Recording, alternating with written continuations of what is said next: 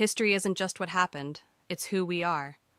And now you can explore Africa's incredible past like never before.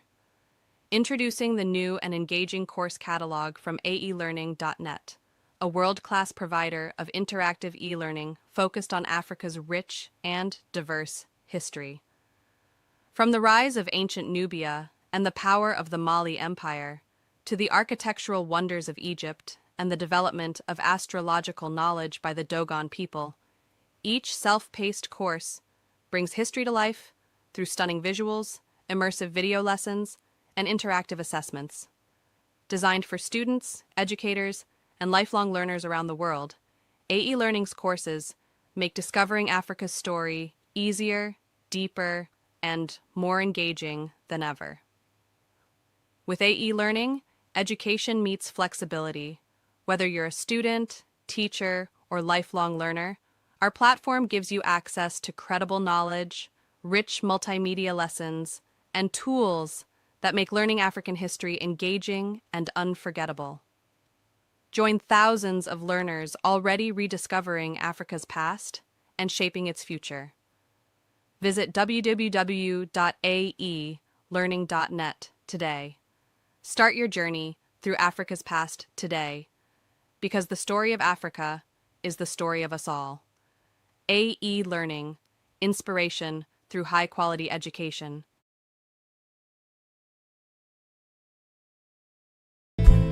Danful offers unparalleled, curated, and bespoke tours across Africa for travelers seeking genuine cultural experiences, enriched with magnificent sights, sounds, and flavors found on the continent. Each trip is reliably curated to ensure visitors are gifted with an immersive and authentic adventure. Whether you find yourself strolling along the charming white sand beaches of Sierra Leone, feasting on the mouth-watering delicious foods in Senegal, observing or partaking in various aspects of the Isheshe traditional system Ifa native to Yoruba land, Nigeria, with Danful, you will rediscover a fulfilling sense of kinship to the true heart of the motherland, her communities. Our core values focus on integrity, quality, safety, and sustainability. We are uniquely committed to assisting with the advancement of African infrastructure and promoting African businesses, so both travelers and the communities they visit receive beneficial exchanges. At Danful, we understand the importance of connectivity, and we have created a model which provides bespoke experiences based on your passions or hobbies. With us, expect a long-lasting spiritual bond between you and your destinations. Live, love, Danful, Africa. To learn more, visit danful.africa.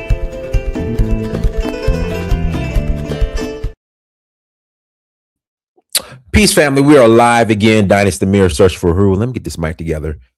Thank you for joining. Hit that like button again. Please hit that like button. Also, make sure you share and make sure you subscribe. I will greatly appreciate it. We got a couple of announcements. Yo, we're rolling the synagogue. We are rolling the synagogue May 9th through the 18th. May 9th through the 18th. And y'all, them TSA lines are getting better. They are getting, in fact, let me pull this up real quick, guys. Give me a second. When it was all bad, all the news was there, everybody was talking about it. But now that the lines are moving quick now, ain't nobody saying nothing. Ain't nobody covering nothing. So I saw this today. Let me pull this up real quick. Yep, here we go. Here we go. Let me pull this up real quick. Let me share the screen. See, I don't want to hear the excuses about no TSA. TSA has straightened itself out now. Here we go.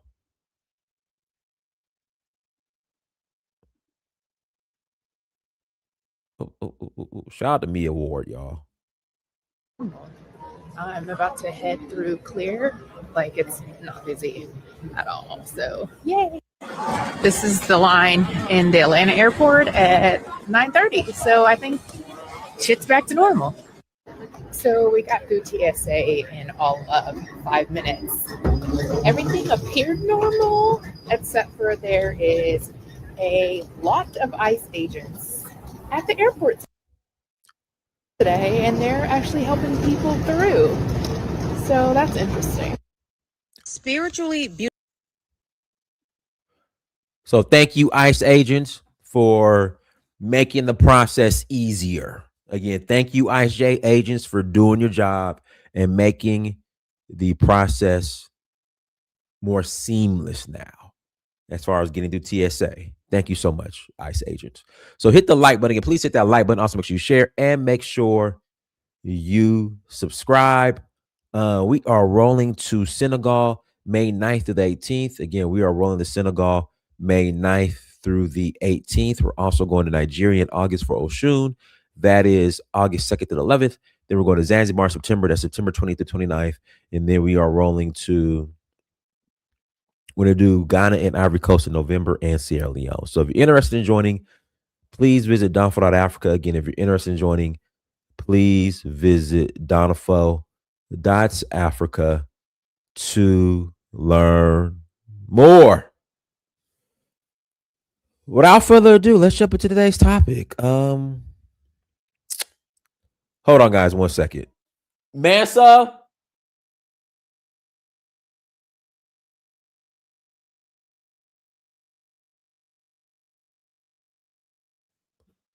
Sorry about that, guys. I'm also on daddy duty.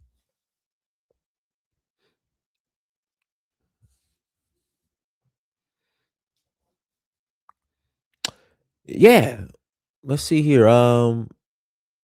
Slavery resolution under fire. Guys, this is my question. Now, if you're into symbolism, again, if you're into symbolism, hey, I guess this is a win. But what is actually going to come that's tangible from this UN resolution? Can somebody help me out? Because I can tell you right now, whether it's Democrat, whether it's Republican, I seriously doubt that reparations is going to happen. Democrats have made that clear. All right, because you already know where the Republicans stand. Democrats have made that clear that reparations ain't going to happen. So the slavery resolution, like, is it just hype? Like, what? I mean, what's coming from it? Somebody help me out. Can somebody help in the chat room? Like, what's coming from that? What's coming from it? And let me play a couple clips real quick to kind of prove my point. So we're gonna start with our favorite clip from Kamala Harris, and then we're gonna pull up the Stacey Abrams clip as well. So this is my favorite clip from Kamala Harris, because you already know where the Democrats stand. Okay, but let's pull this from the griot. Do you support reparations for Black? Hold on, let me share the screen. Here we go.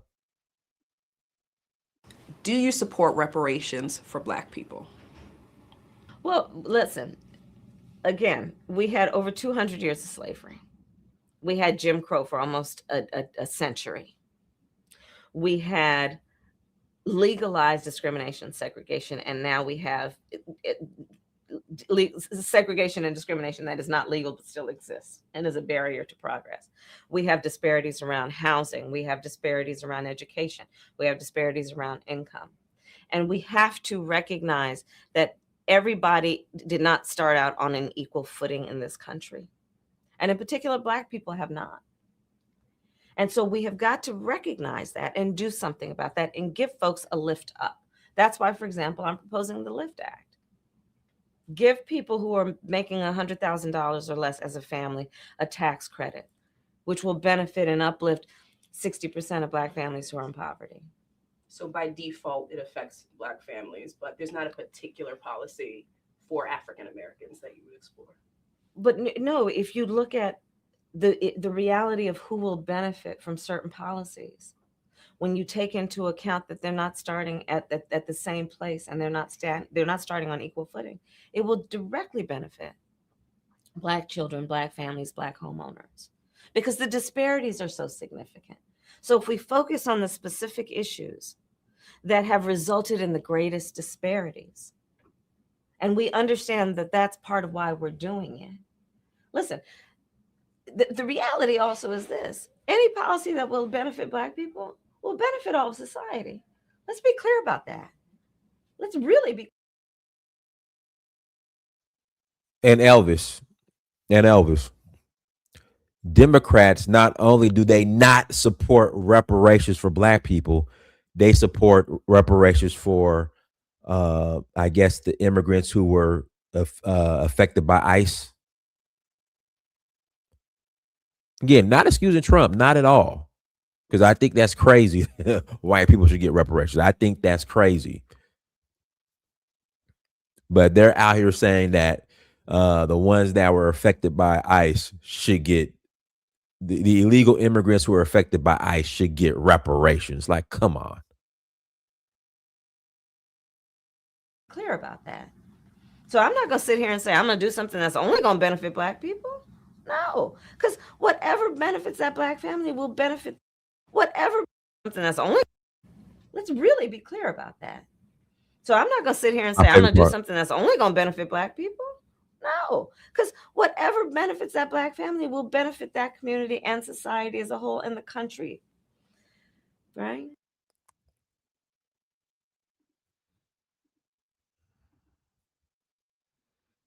So no, the answer is no. Hold on, I got more. Because again, what happened at the UN was a great gesture. It was a great gesture. But what is going to come from it?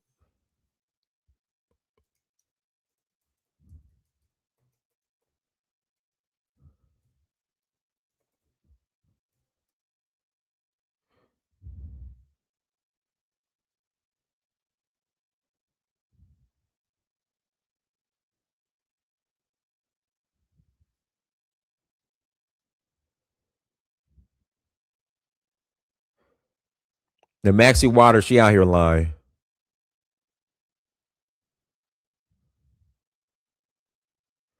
Let me pull up Maxie Waters real quick. We got to start Maxie Waters.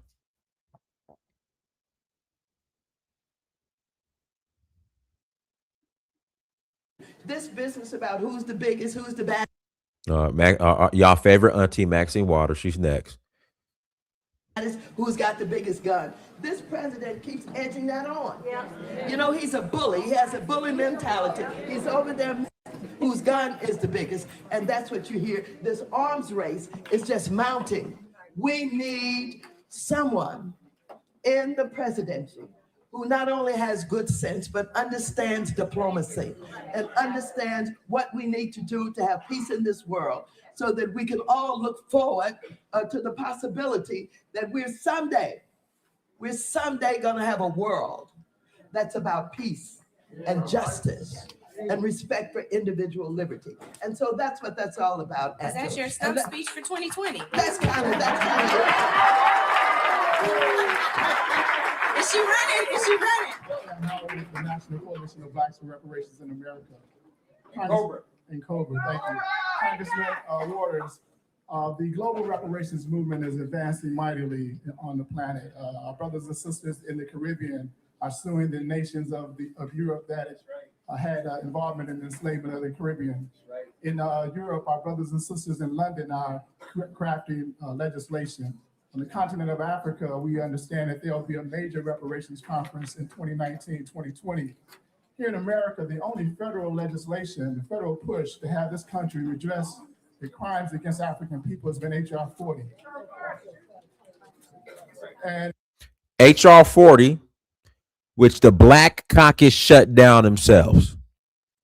And we'll get into that here shortly. H.R. 40, which the Black Caucus themselves shut down. Now that Congressman Conyers is no longer there, we need someone to stand up and push this legislation forward. You have historically been a supporter of this legislation. we ask that you co-sponsor now, and not only co-sponsor, become an active co-sponsor. You have a relationship with the millennial, as Auntie Maxine, that no other congressperson has.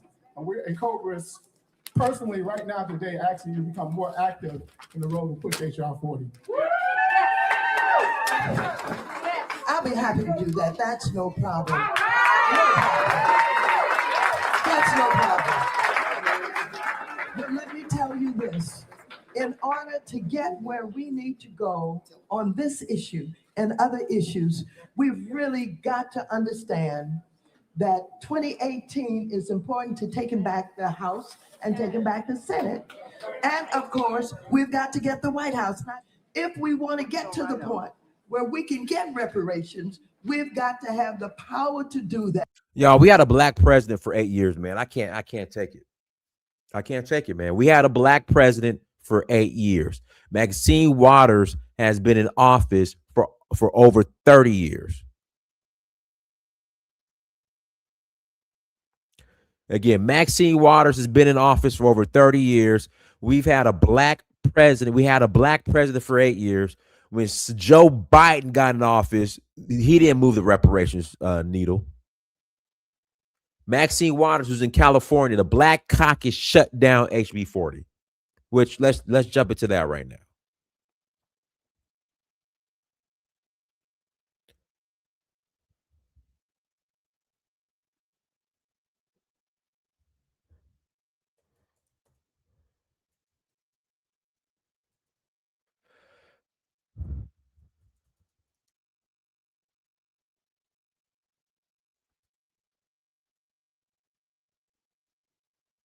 Here we go right here.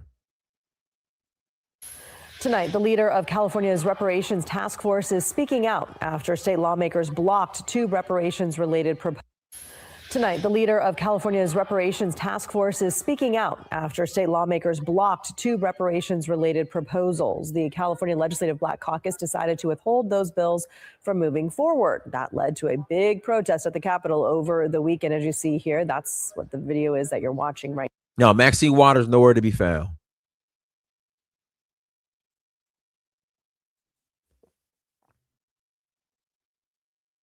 Maxine Waters nowhere to be found.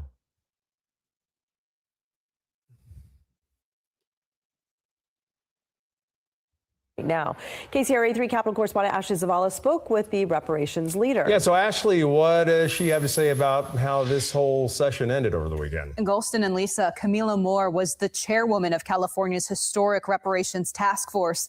That group wrapped up its work last year after spending years studying the effects of slavery, racial discrimination, and its impact on Black Californians. She says she felt betrayed by the Black Caucus after it decided to block two bills she says were fundamental. She said decided to block impact on Black Californians. She says she felt betrayed by the Black Caucus after it decided to block two bills she says were fundamental for reparations. Emotions still high after this scene at the state capitol over the weekend. It's Black people stopping their own people from getting they reparations.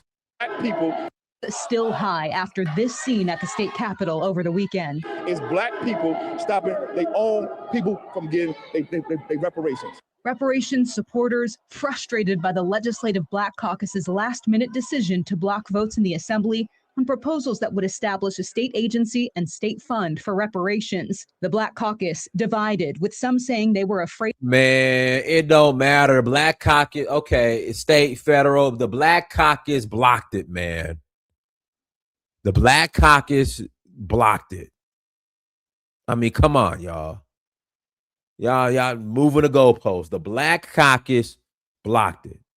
Now, I'm going to tell you why here in a minute. The real reason why they blocked it. I'm going to tell you why, because Stacey Abrams let us know. Of the governor's veto, while the caucus leader, Assemblymember Lori Wilson, claimed the bills did not have the votes. I think what happened on Saturday was unconscionable. Camila Moore led California's reparations task force that helped come up with these recommendations. She did not expect this. What we saw was a complete betrayal by the California Legislative Black Caucus against their own constituents. They chose to prioritize their ego and their own self-interest over the people that they claim to. Their ego and their own self-interest. And we're going to get into that here in a second with Stacey Abrams, because she let us know the reason why ain't no reparations going to happen. To serve. It seemed like Democratic legislative leaders were hands off about this. Do you think? It seems like Democratic legislative leaders were hands off. Okay, it don't matter, Teddy. Like the reparations ain't coming, man. Federal, state, all right. The black caucus, whoever, the Dems, black caucus, whatever. It ain't coming, man. All right.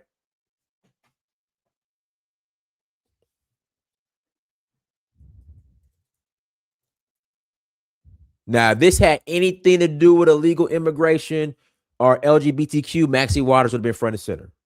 Front and center. But when it comes to reparations, she's nowhere to be found.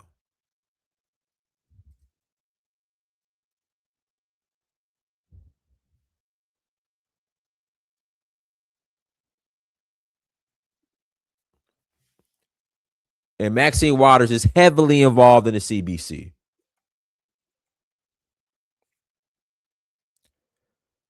Again, Maxine Waters is heavily involved with the Congressional Black Caucus.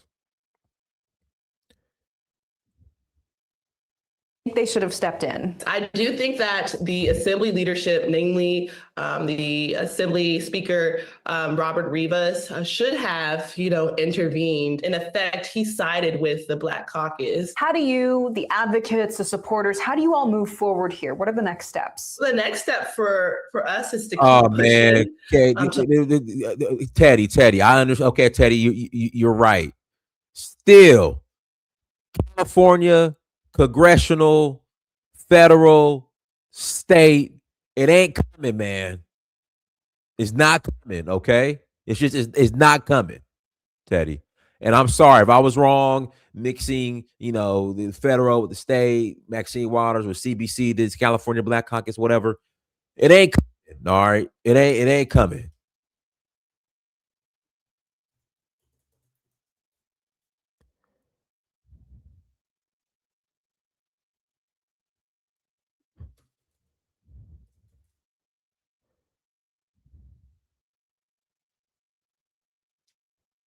Okay, like it's not coming. All right.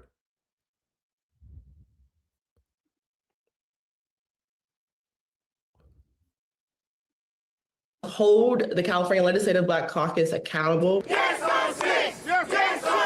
We tried to get a response from caucus leader Assemblymember Lori Wilson at a different reparations-related rally that she was supposed to headline at the state capitol Tuesday, but she canceled her appearance. I tried asking supporters about the situation. Do you have any thoughts that you want to share right now? They dodged the question. Now, Assemblymember Wilson's spokesperson told us she canceled her appearance. I've said across the board, I'm not expecting reparations from Republicans. Not at all. Again, the purpose of this show, okay, the slavery resolution was acknowledged. What's next? Because whether it's Democrat, whether it's Republican, ain't no reparations coming. Ain't no checks being signed. Now, if you're into symbology, if you're into symbolism, and if you want a symbolic victory, then yeah, what happened at the UN was great. But if a check from the U.S. government is going to come from this, it ain't going to come. And it's not a Republican or Democrat that's going to give you a check. That's the point I'm making.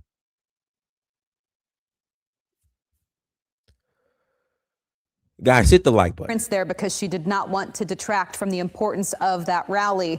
As we worked on this story, we also tried to interview California Secretary of State Shirley Weber, who wrote the law that launched the Reparations Task Force years ago. She declined our request. We should note her daughter is Assemblymember Akilah Weber. She's another Black Caucus member who is under scrutiny for Saturday's actions. Yeah, come on, y'all.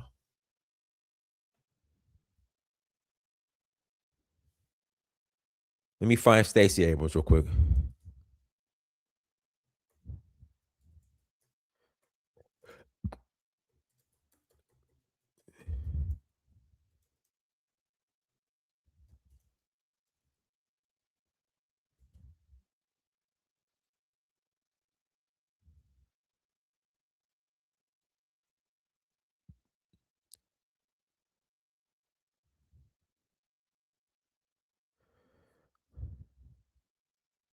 Here we go.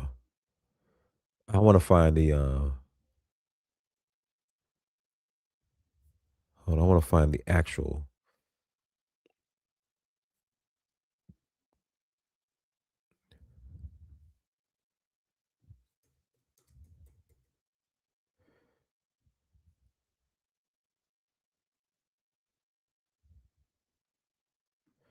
Okay, Parents of children I who gotta play find the minute Roblox. mark. Give me a second. I gotta find a If your minute mark. child was sexually exploited, Oh, all right, abused, what the hell was he?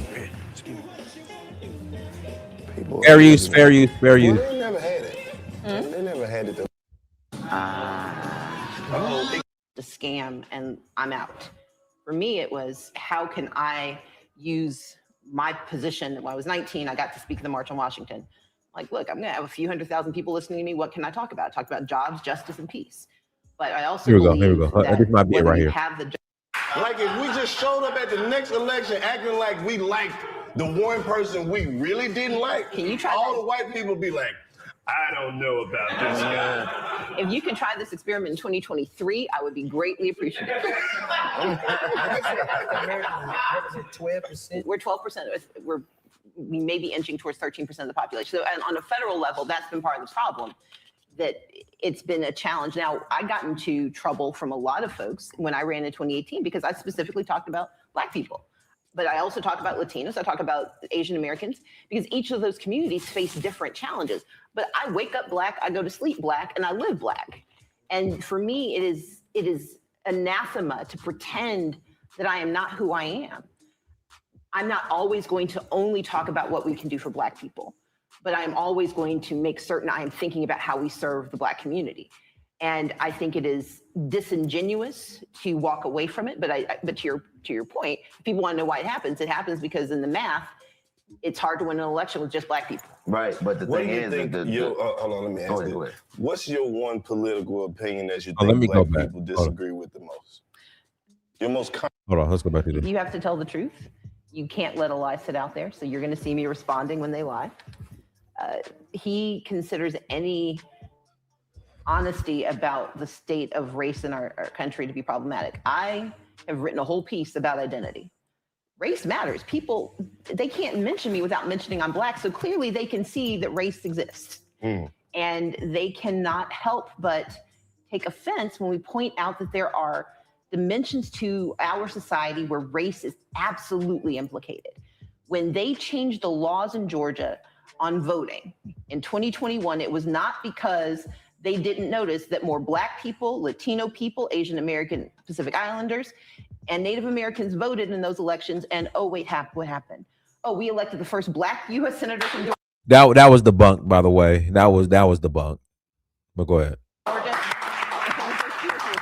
And you registered 800,000 new voters. 800,000 new people you registered. We registered people of color. We've made sure people of color have an active role in our elections, and they changed the rules to make it harder for them to participate. So the whole voter suppression agenda or narrative was completely debunked. It was completely debunked. Participate. That's not race baiting, that's honesty. It is not my fault if you don't like what the truth is. And my responsibility is to say, if there's a challenge, what are we doing about it? So I don't just come out there and say, here are problems. I'm like, here's the problem, here's the solution, and here's what I'm willing to do to help you get there. I didn't just say there was a problem with voting. I created fair fight action to make sure that we fixed voting problems and did it the most we could. And we have more to do. But it is their goal. And when I say they, I mean anyone who uses those tropes. It is their goal to distract us from the problem. Because if they wave the flag saying that somehow we're race baiting, then what they're arguing is that there can't be legitimacy to our critique. I know my critique is right. And I know the solution. And if you weren't afraid of the solution, you would actually be having a conversation with me about the problem and not creating these distractions of trying to create a false narrative about what I'm saying. Right. Another question is why are politicians so afraid to say that they're doing something specifically for Black people? Like they use the cloak of poor people and people of color, the underprivileged. Why is it that you can't just come out and say, I'm doing this for black people because black people need it? Because so many things have been done to us throughout the history of this country. So many things. Still ain't got your reparations, and it ain't coming. I'm sorry, that check ain't coming, whether it's Democrat or Republican. Things have been done to us, but very little has been done specifically for us. Why do you think that is? Because African Americans represent 12% of the population. And so if you are a traditional politician doing the math, you think if I name this group, I am going to lose other people, and I can't get, if every single black person voted for me, this may not get me what. Right, exactly. So there you go. They can't do anything specifically for black people because they're worried about offending the other groups. There you go. I'm telling you, I'll do a separate show on this. If they were to give black people, if the Democrats, especially the Democrats, because they talk about the Southern strategy, they talk about the parties flip and switch. If the Democratic Party were to give black folks reparations, if it were to come to a vote,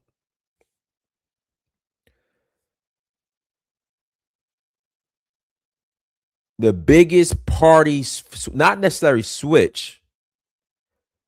What I'm saying, the Democratic base, the other base, I guess, whether it be other minorities and white liberals, they will switch to the Republican Party so fast, and they know it, and then people and our black politicians will be out of a job.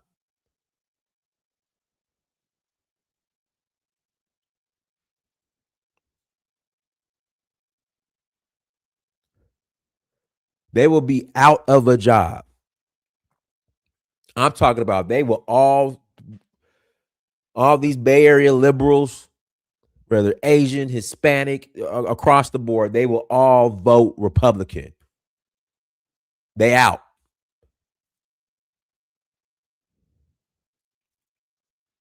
And she's telling you guys right now. That's why they cannot do anything specifically for black people. That's why this whole UN slavery resolution, great. If you're into symbolism, it's a win. But what's going to come from it? Nah, nothing. Feather in the hat, I guess. A certificate maybe from the UN signing something saying, hey, we're sorry, or I don't know, whatever comes from that stuff. But I'll put the link in the chat room. Link is in the chat room. Let me read these super chats first. Hex GP, thank you for the $2 holla. Passport Queen might still blame Africans for this. Gustavo, thank you for $5 holla. Shout out Diners. Unfortunately, Ghana under fire right now. Time for FBAs to take the baton and form a pack and fund candidates that will get it done for themselves. It ain't that ain't gonna happen either.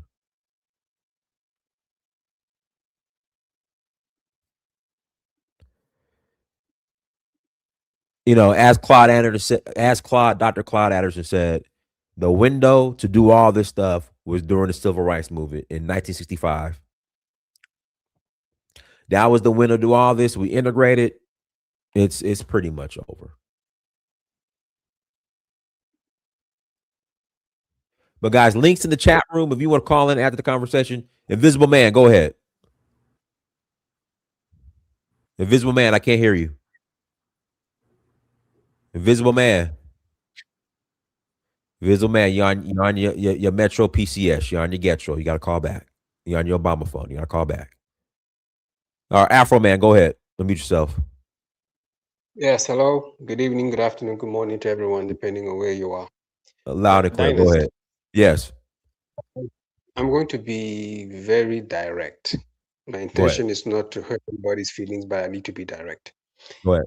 When it comes to this reparations bill, UN resolution, if you ask me, I would say that the biggest obstacle to us moving from a mere resolution to actually having reparations, the biggest obstacle in our way are FBAs. Let's be honest. Even white people, when the president of Ghana was making a speech in New York, okay, not a single white protester showed up. The protests came from African Americans. Subsequent to the UN resolution, the greatest opposition has not come from Jamaicans, has not come from people in Barbados or any of the Caribbean countries, has not come from Brazil.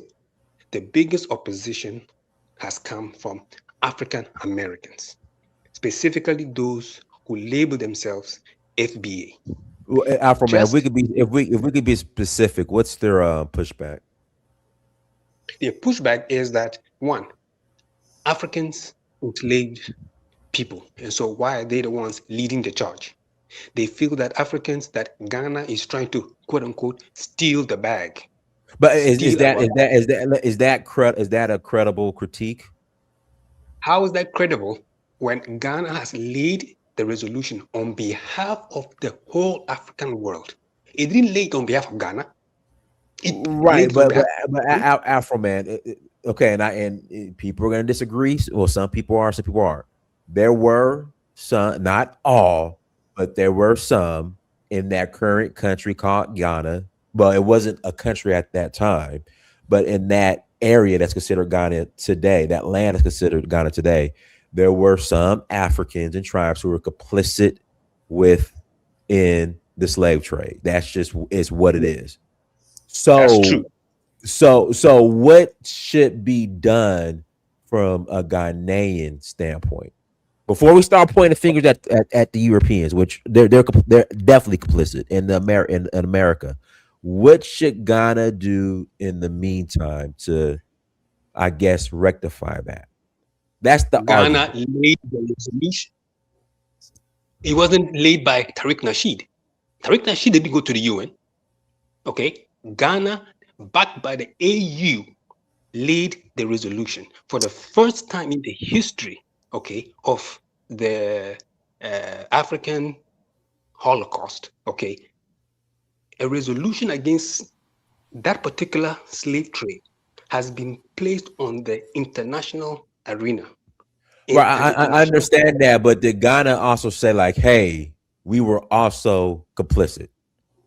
I think that's the problem. That's where the pushback's coming from, Afro man. Okay, all right. Okay, when the Jews, when the UN. So, Afro man, okay. I'll give you an example. Benin Republic came out and said, "Hey, we apologize. You know, we were complicit in the slave trade, even though it was considered the home back then." So, I think again, the argument is, if Ghana is going to lead this thing, Ghana needs to first say like, "Hey, there were Africans in Ghana. There were tribes in Ghana that were complicit." I think that's what FBA is saying. And you think that would satisfy someone like Tariq Nasheed and his FBAs? It's not gonna do anything about that. But my point is this. Okay, this is not the first UN resolution against a crime against humanity.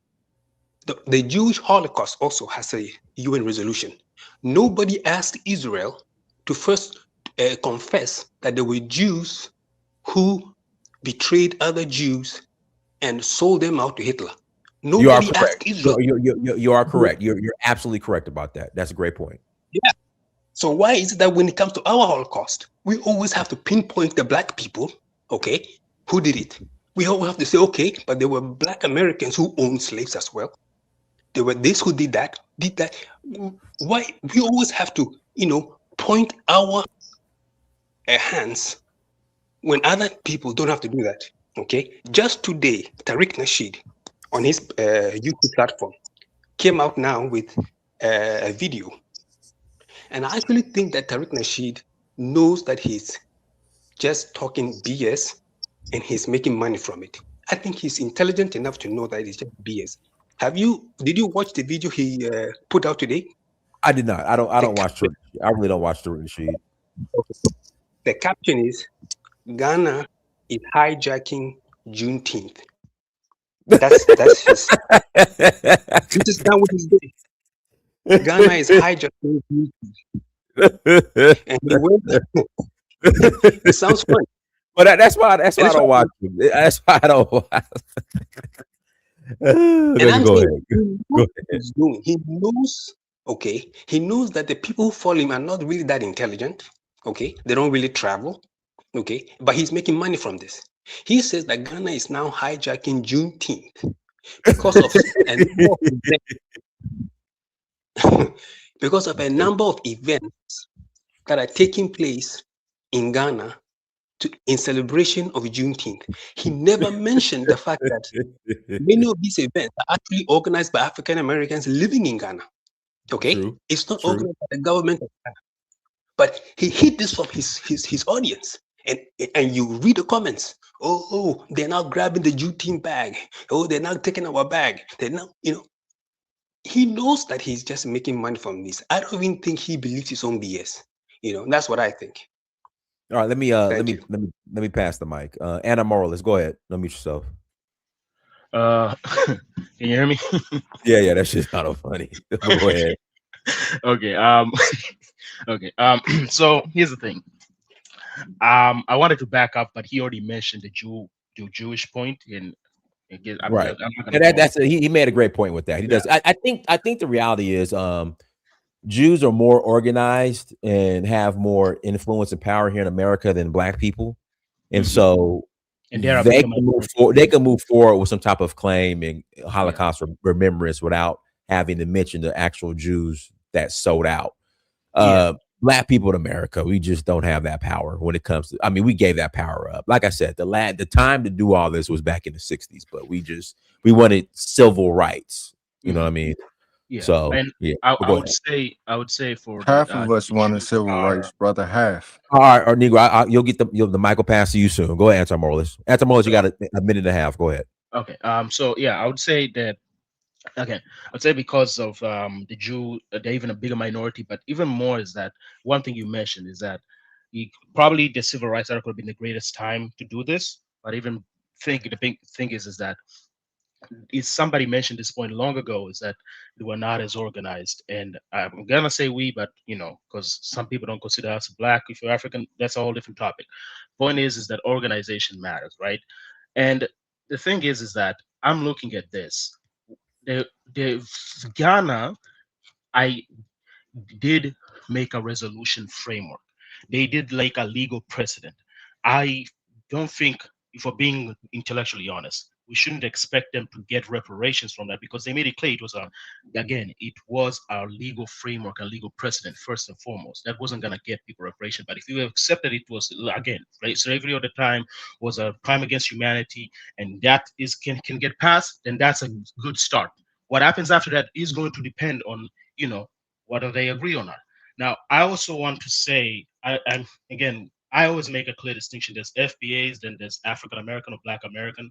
I make a distinction because FBA to me are like a cult. Is this thing is that we'll blame Africans, tethers, but in this situation we're seeing, like the Black Caucus, that was people of African American descent who are been in the U.S. for generations. Correct. I agree. So when it comes to this, the caucus, black caucus, all tethers. Like, nah, them black, the majority still Black Americans. So Yeah. I go ahead. And that's my point, is that I think that's why I just look at this and it's like, I don't know if it's a psyop with these FBAs, because I always wonder is why you can hate Africans as much as you want, but at the end of the day, in this situation here, they can't. Africans are a minority in the Black community alone, now even more than 10%, and most of those are from one nation or two. So they cannot block you as much as you want to believe. They cannot block you. They cannot. I agree. I agree. I agree. So I guess I just don't get is that, like, because at this time I'm not gonna say they don't have leadership. It's not leadership. Leadership is there. Leadership exists, but leadership also has to be visible, and more importantly, it has to actually be organized. And I think this, like the point with the Jews, as example, is that organization has to is the that's why, like you mentioned, Dr. Cloud Anderson, he mentions most of these points. So I'm just really saying the same thing. Organization matters, and the thing is with the organization, I always say you don't need everybody. You just need a certain percentage. 10% of them are going to be probably the leaders. Well, 30% are probably going to be the intellectual. Those are your economists. Those are your historians. Those are the people who are going to be the boring people who are actually studying this stuff and actually can make things move forward. All those are the people that are more important than anything. And the thing is that do those people have a space in the Black community regardless? Because those are the people not going to get the spotlight, but those are the people that are going to be able to organize and actually move things forward. Those are the people who are actually going to get things done because they understand how America works. They understand the economics. They understand. They're basically your intellectual class. And I think one thing that I will say from the Jew, I'll end it here. The Jews have a respect for their intellectual class, and that's why they're able to organize very well. They're 10% are the leaders, but only 30% of the intellectual class. And those speak for the rest, and they set up things so that for the rest it can scale. I don't see that in a lot of communities, not only Black America or African America, doesn't matter. It's not only that. It's just a lot of communities can't get things done because the intellectual class don't have a place. It's more than just a nation. It's actually, do we know who the people who know the things that they do, like the people who actually study this stuff? Do they have a place to actually express those opinions and actually give advice? That's all I have to say on that. Okay, Invisible Man, go ahead and mute yourself. Invisible Man. Okay, I didn't know I was on mute. But listen, this is what I want to push back on before I make my statement. Black owning slaves is a vacuous argument with respect to reparations, because we all know the historical things around why some Blacks owned others as slaves, and I'm not going to get into that.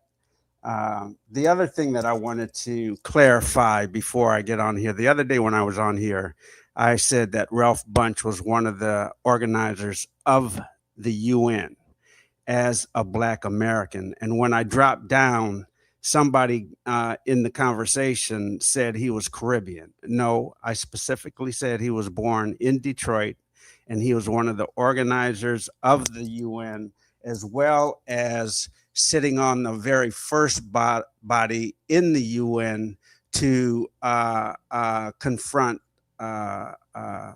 what was colonization in Africa. So let me get on to why I think why your title is it's all words right now, and I believe that because of the fact that one, it was a Ghanaian that was pushing it, and I want to give props. I want to give him his propers about that, because it did need to happen, but that's just the wrong person to do it. The U.S. rep to the UN specifically said that he was the wrong person to bring it. And if I can, I'll just say this. He said, in addition to the obvious legal problems, this resolution is also unclear as to whom the recipients of reparatory justice would be. The drafters and supporters of this resolution seem to believe it is them.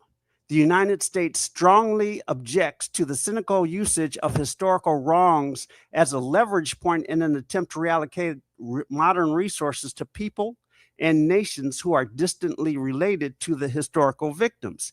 What he was saying, in how I interpret that, is that the historical victims are those who were enslaved, not those who live in a foreign land that may have also just participated in the slavery itself. So that was an explanation as to why the U.S.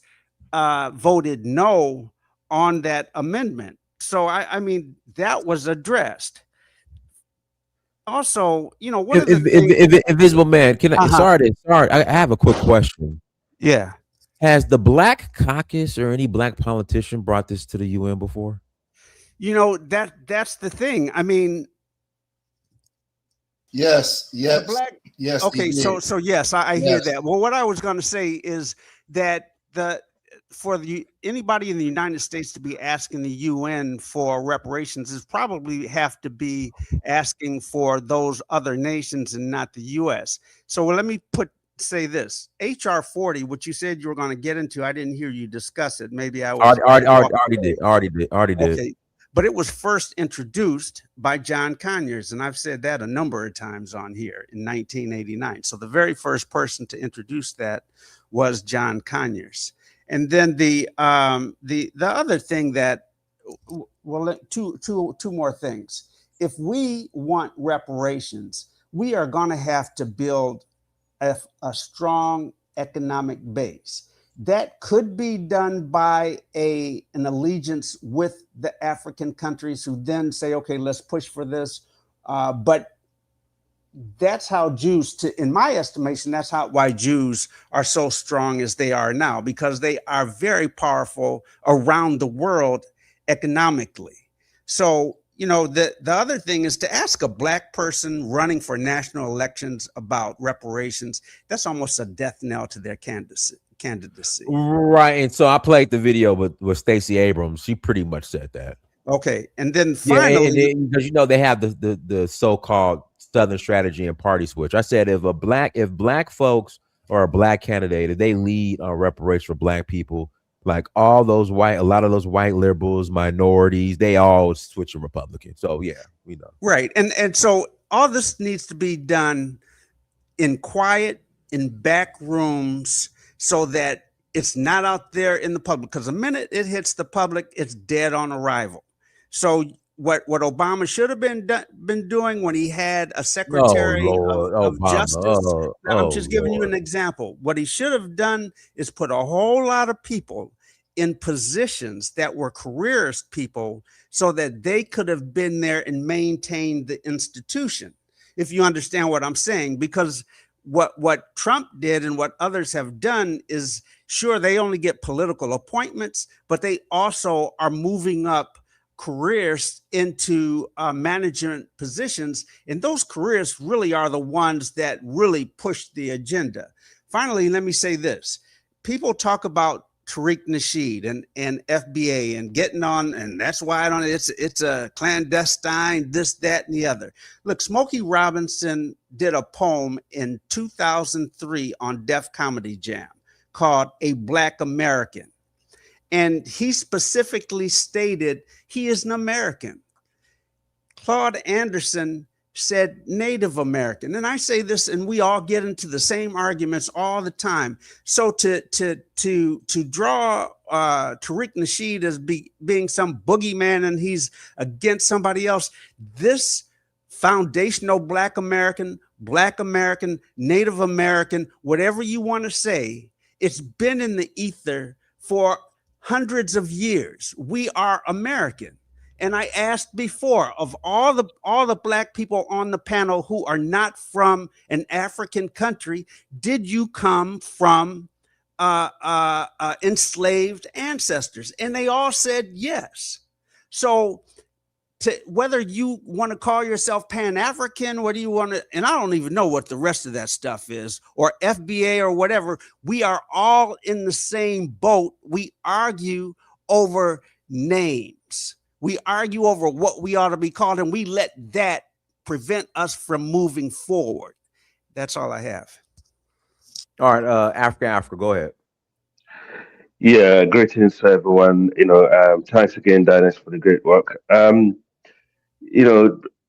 Again, as I said in the past, this I can understand from both sides of the angle, right? Ghana, a country who obviously happened to be participants in the transatlantic slavery, just like the European colonies, happen to be the one that's in the forefront, in advocating reparation to the children of, who are basically the African American who suffered slavery from from these people.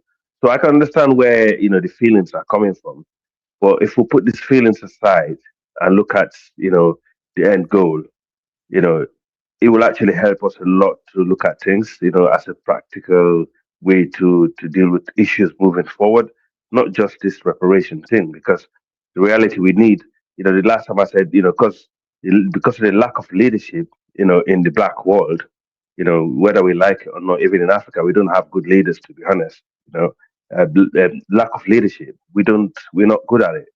We're not good at lobbying for anything in this world. I mean, in the UK where I live, we have both conservative and Labour parties. Okay, they both have friends. The conservative have friends of India. The conservative have friends of the Jew. I think the Labour Party also have friends of Pakistan, and they have friends of Indian and stuff like that. And these are some kind of branch in their political party who advocate and lobby for their people, based on policies. We don't have that, and that's a big problem. And if we do have that in America, it's not been effective. Looking at the policies that came out of it, because you guys, I heard a lot of you guys saying how the Democrat always have let the black voters down. If the Black Caucus was there for all these years, they did the one. Actually, they the one that have let the black voters down, because the reality is you wouldn't expect the Democratic Party as a whole to do anything for you guys. When you have the Black Caucus in there, when we know their job, you elected them in there to do this job for you, and they have failed badly. So we should be pointing the blame at those caucuses, in these parties in the West, instead of blaming the African government who is putting their face, out there to help, based on their guilt. If that's what they're doing it for, good. If they're not doing it for guilt, they're doing it for personal reason, disgusting. Okay, that's my point. And also, we know for a fact that the interest of African descendants, of slavery, and the interest of Africans in the diaspora can not always be the same. I can. That's where Invisible Man is coming from, because the reality is you don't both have the same agenda, and this can actually clash, and I can hear that a lot between the social media space. And so it's about moving forward, looking at what we both have in common, what we can actually work on, to advance our people and advance, our goals. That's what we should be talking about. And also the African leaders, if they really want to help African Americans, in terms of reparation, they should basically be the example of that, because you can't go to America and say one reparation for the children of slaves that you sold, and basically while you sat on your hands, you're doing nothing for them. And so basically you should be at the West African government, like ECOWAS, should probably see if they can help them with land, help them with some kind of ways, do something first and say, look, we the one that sold those slaves, we feel bad about this, we apologize, we put our hands up. The Germans did. The Germans apologized for the Holocaust, and the Jews were compensated, and put their hands up and say, look, don't give these guys reason to actually object you. That's reality, because then you're gonna morally have no leg to stand on. And if you don't, because now this is not to do with legal issue. The legality is, as far as the Americans are concerned, it's not there, because what they're saying is slavery wasn't illegal at that time. So therefore, the Ghana have no case. So we're looking at a moral issue here. So morally, the African leaders, the African countries should actually provide some kind of reparation for the African American and the Caribbeans moving forward before they actually went on that trip to the UN. But I pass the mic for now. Thank you, sir. Go ahead, Pharaoh. I must be last. Yeah, peace. Can I be heard? Yeah. Yeah, I was peace, Diners, peace to the panel. Yeah, I was paying attention to the title and in the videos you played, and I definitely agree that it's all talk and no action. Now, when it comes to slavery, okay, and reparations, now white people just act like that, they just don't get it.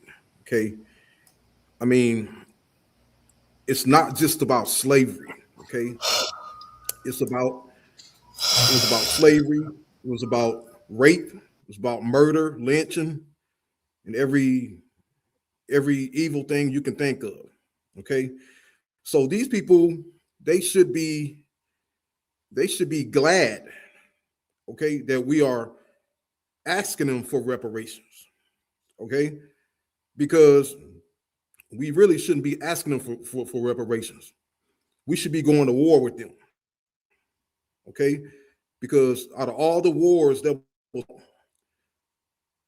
I don't think any of these wars had a more important reason than reparations.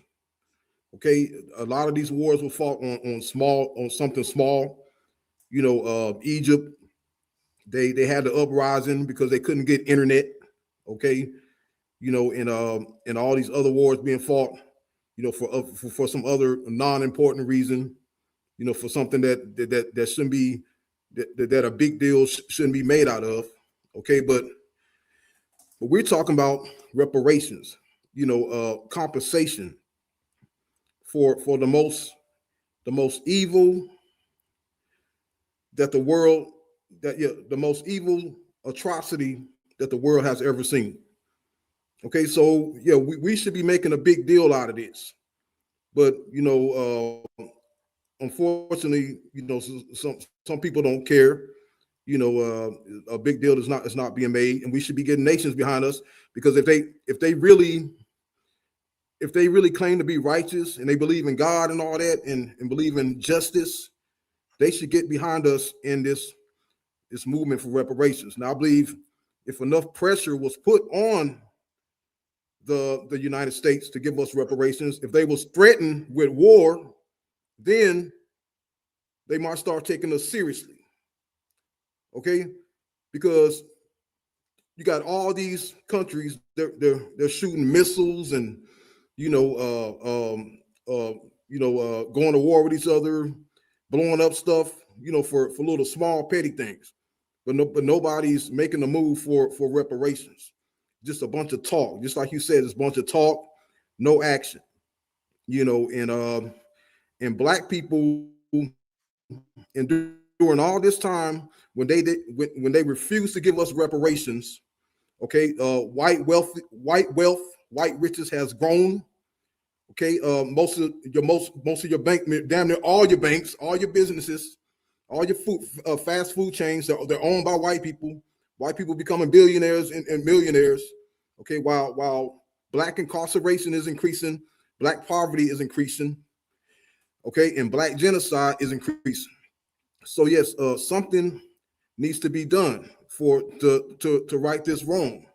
All right, let me pass cannot let me pass the mic. Let me read the super chats to pass the mic. Let's see. Gustavo, thank you for $2 holla.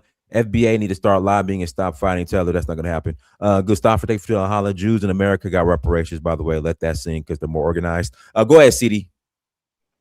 Hey, Donna, this is everybody. Go ahead. So, that's kind of wild. You said that's not going to happen. That's happening right now, and Adonis, quit being disrespectful, bro. It's not. It's not. Not So in a meaningful way. Go ahead, CD. my whole thought is, I don't think if reparation is going to happen anyway. I would say this. Ghana is the one that are pushing for reparation, and Africa is almost 54 countries. And you go to Africa right now, I would say 99% of Africans don't even know what reparation means. Even the ones that live here have no idea what reparation means, right? So Ghana was the one that engaged themselves in today. Is, first of all, they have to be complacent about slavery because they have a slave origin in Ghana, and they use that as a tourist center to make money out of it. Right? They have to come out and say, well, we were guilty of slavery. Not all African countries. We have 54 African countries, and a lot of African countries have no idea whether slavery went on or not. So if you ask them about reparation, they have no idea what it means.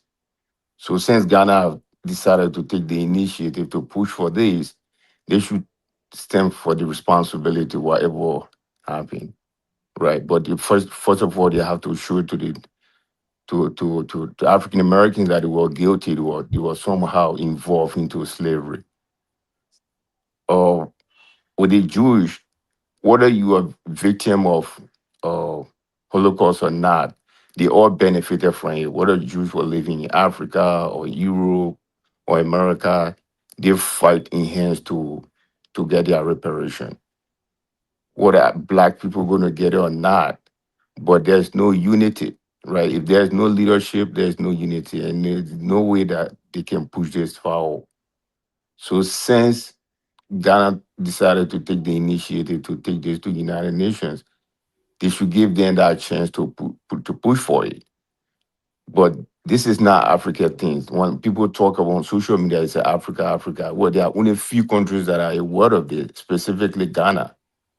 So if Ghana already decided to take the engagement to push for reparations, I think they The should AU work backed it. along with the African Americans to push to get reparation. But other African countries are not involved in this. They have no idea what is going on. You will call a lot of Africans right now in Africa what reparation means. They have no idea what that means, even here, the one that lives here. That's not true. The AU So backed it. It was backed by the African Union. I'm telling you right now, even if by the African Union, you ask African, individual Africans to ask them what reparation mean, what they're talking about, they have no idea. Right? So Ghana was the one that they think what they are the forefront of Africa to do things on their own. I don't think if the other African countries are involved in this. Not at all. So Ghana took the initiative to do this. And first of all, they should be guilty of slavery. Number one. Number two, they should not be making money out of that slave origin. It should be of some sort of place where people should sympathize with African Americans because they were really involved into slavery. So I will remain there for now. All right, go ahead. Negro by blood. Go ahead. Negro by blood. Unmute yourself. Negro by blood. All right. Teddy on politics. Go ahead. He forgot. You forgot about me. You're at the Teddy. You're at the Teddy on politics. Go ahead, Teddy. Yeah. Okay. ahead, So one thing that needs to be cleared up was that this was just a resolution by the general population or general members of the UN. Nothing happens unless which makes it not binding, which makes it not legal. Nothing happens until it gets to the Security Council. The Security Council makes the binding resolutions and it makes it legal. So who's a permanent member of the Security Council? America. Who voted no on the resolution that was presented to the general membership? America. Now, this should put a nail in FBA's reparation coffin. If they wanted reparations from America, they're not going to get it. It's not going to happen. So, and again, and also, Ghana was just the representation. The AU supported it, Brazil supported it, CELAC supported it, CARICOM supported it. So they weren't. I don't know why everybody's getting on Ghana about this. There were other organizations and entities and countries that supported that. So if they want to be mad at CARICOM, be mad at CELAC, be mad at the AU, because they all supported that. Be mad at Brazil. Why are they not going in on Brazil? Why are they going in on Ghana like that? And in addition to that, I believe it was part of the resolution was reparations for colonialism as well, not just slavery. It was reparations for colonial. So that affect. I don't think they mentioned. Teddy, if I can interject, I have to listen to Ghana's the president's speech again. I don't even think he brought up colonialism. Yeah, I believe he did. I believe he did. So that's what I'm saying. I believe that was part of it too, for reparations for colonialism. So all that being said, FBA, they move the goalposts every other day. So now, they're talking about ethnogenesis and what the one brother just said, they changed with Tariq changed his title and now he's talking about something else. So they have to, every time they can't get anywhere with the whole reparations argument, they start focusing on something else. Like they start going in and being xenophobic against Black immigrants and Arab and brothers and sisters from the continent, that type of thing. So I just wanted to make that point, just to clear up in case people were unaware that nothing happens until it gets to the Security Council. So to say that it was kind of pointless, no, it's not pointless. That's just the first step in the process. So hopefully it gets to the Security Council. America's going to veto it because they're a permanent member. So because they already vetoed it just in a general vote. So FBA hadn't really got a leg to stand on with the reparations coming from America. So that's all I had to say. All right, go ahead, Bishop. Unmute yourself, Bishop. Yeah. I mean, I'm hearing some good stuff on here and a lot of weirdo stuff on here as well. Our people, we've been going to the UN to fight on behalf of us for the atrocities that happened to our people. You know, W.E.B. Du Bois, he submitted the appeal to the world in 1947. Also in 1951, William Patterson and Paul Robeson submitted the We Charge Genocide petitions, not counting the other petitions that we fought for our reparations. Our people been compromised. Not to the UN General Assembly, you didn't.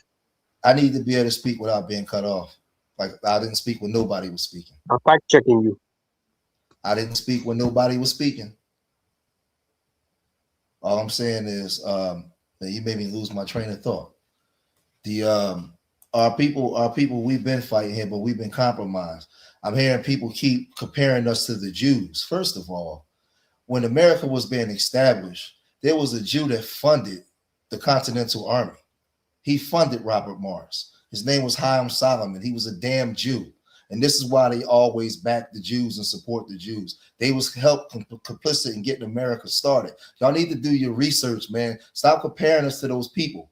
While we was going under oppression and being hung, they had Supreme Court justices here in this country. They was controlling privatized banking. It's nowhere near the same. Nowhere near the same. We were the only group that after slavery had to go back and prove ourselves to be human under the people that enslaved us. We didn't get no land separate from nobody else. We were still living on the same land under the same system that was oppressing us.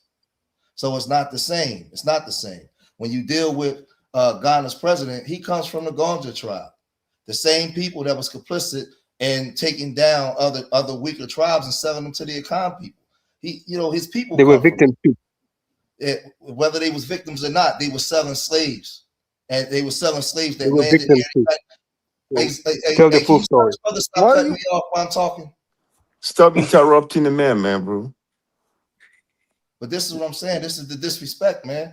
What I'm saying is, I noticed that if we criticizing Black Americans, there is no cutoff. But if I criticize the African, all of a sudden we got a problem. Like, no, neither one of us is above criticism.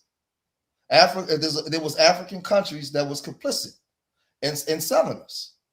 That's a fact. And he comes from one of those tribes. It don't matter if they was victims or not. If they got colonized because they was doing business with them people. So I'm just saying, like, all of us been compromised here in the United States, whether it's the Black clergy, whether we was Democrats or Republicans. It's been a colossal failure from both of those parties. And a lot of betrayal, a lot of promises that wasn't there. So here we are. But the same thing in West Africa. Those countries are puppets for the EU, and they've been puppets, and they don't have the military to defend themselves. So here we are as Black Americans and Africans. That's it. It ain't one worse than the other or that. We all been jacked. But I need the Africans to stop acting like they didn't do anything wrong. Or no, y'all got a whole nation with an intact language, intact culture, intact everything. And y'all still messed up. So y'all not no better than us. I'm laying there. All right, go ahead, Truth Teller. Let me just tell Truth Teller. Hey, what's going on, y'all? I'm going to come in a little positive this time. So I want to give some suggestions to Ghana, what they could have done and what they could still do to maybe actually make this a positive. One, they can close down all those slave dungeons they got over there they're making money on. Shut those down. Hey, Truth Teller, if I can interject, I would say they can make money off of them, but a certain percentage needs to go towards. Well, yeah, I was gonna go to that. So let me finish. Go ahead. So they can shut them down, or what they could do if they keep them open, all the funds that go from those, all of it, not some of it, all of it goes to one of our funding organizations here for Black people. United Negro College Fund. Anybody remember that one? That could be a benefit. Supporting Black businesses, giving grants to Black businesses over here in the United States. They can use the money for that. That'd be great. Are Black Americans the only ones who pass through those castles? Investing. I'm doing my opening. They can I'm just invest asking you a in question. black. Are Black Americans the Yeah. only one to Hey, Well, hold Donis, on. those Let why me you damages? finish don't tell talking. him to stop when he talking? You're When exploiting everybody else the talk, you tell slavery. them to You shut should up not be when he making money talking. Well, off my it. man, I'm saying when he talking, you don't tell him to shut up. Hold on. I got a lot of these coming. I got about 5 or 6 of these coming. So let me get the 5 or 6 out, and you can ask whatever questions you want. Besides that, they could actually pay us the reparations for the transatlantic slave trade, right? They could also help us organize a system for recording the information, sort of like the Freedmen's Bureau we used to have. They can fund that, right? The other thing that they can do is they can actually, if they really wanted to push it, if they were serious about pushing it, they could shut down their borders and production of vital resources to other countries, i.e. the United States and Europe, until they make this move. And they could also convince some of the other African nations to do that as well, if they really wanted to push it, right? Besides just pushing it here. They can also go to our Congress people and petition with our Congress people directly. Make it a whole news media thing. Hey, there's a lot of leaders coming in from Africa talking to the Black Congressional Congress, talking to the Senate in regards to reparations, and they look real serious about it. But Black Americans need to be paid for the crimes and tribulations and blah, blah, blah, blah, blah, blah, blah, right? The other thing they can do is they can actually give us land over there so we can actually benefit and actually help their economy and not go over there and have to pay $1 trillion out of our pocket to just go over there and not even be citizens, just be, abode. So there's a ton of things they can do. They can invest in our children, right? They can invest in their own children. How come their own people don't know anything about the slave trade? That's kind of weird, don't you think?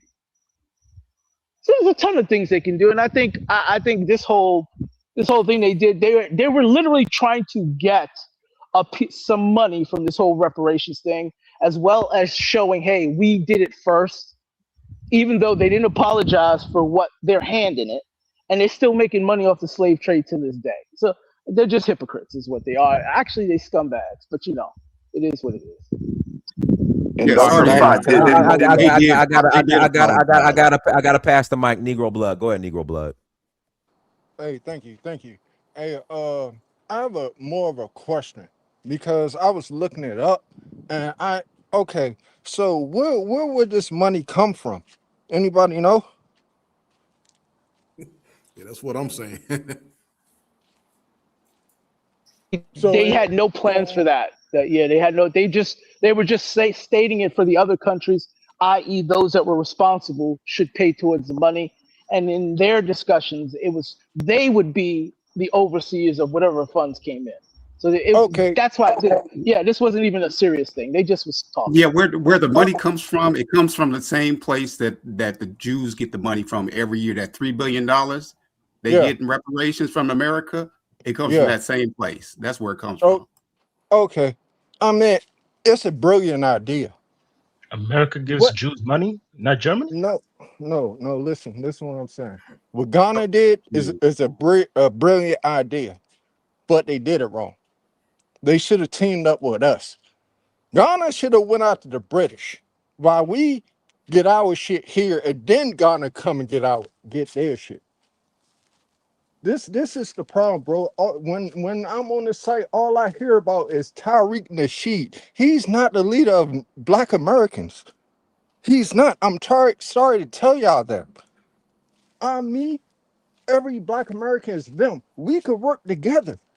Forget that dude, bro. And that's all I gotta say. It's time to work together, man. Every day I come on this site, it's the same old shit. Tariq this, Tariq that, Tariq this. I don't even know the dude. But I bet you if we could call each other, we could do more than Tariq ever did. But I forgot. Now I forgot. Y'all love complaining. I go to the American side, it's the Africans. I go to the Africans, it's American. But African is shitty and the ghetto over here is shitty. What the fuck y'all gonna do? Interesting. Can I ask a question real quick? if you don't mind.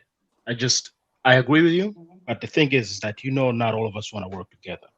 It doesn't matter. Do you want to work together? Do you want to work together? Yes. Do you? Oh, okay. That's all that matters. Okay, then the thing is that That's for the all people that who don't want to work matters. together, do we Every invite them? time I come on here, it's Tariq Nasheed, bro. It's Tariq. I'm starting to think this Tariq Page. The No, but FDA is no. an FDA, bro. If they want to call they self FDA, who gives a fuck? Well, not everybody listen to terrorism. I don't know this guy in Africa talk about listening. I never listened to terrorism in my life. I don't even know I who don't this listen guy to is. him. I No, Yeah, I never listen to I him. don't need You're the opinion. normal human being want to I don't listen take to him this serious. Yeah, Tariq is I an really Arab don't. name, by the way. But I think the Tariq is an Ghanaians are Arab name. Ghanaians are using that to say, well, That's they not his don't real have a name. leadership who should represent And I them. But the land my fact plane is, because we talking about Tariq Nasheed. No, you so talk about nonsense. Marcus Sanders. That's his real name. But the Ghana should be complacent. They should return all the money that they have been collecting from that slave origin and give it back to the African American. If they're really Yeah. serious about That'll slavery, never happen. You know that. They that's should, really But you know that'll terrible. never happen though. They're I agree, making money CD. off They of should start from slavery. there. Hmm. Hey, can I They're ask a making a lot of money out of slavery, and they try to sympathize with these people. I can't. question? Ghana always play those type of game. It's terrible, Can I ask and they are the Yeah. one a always question? making African look bad.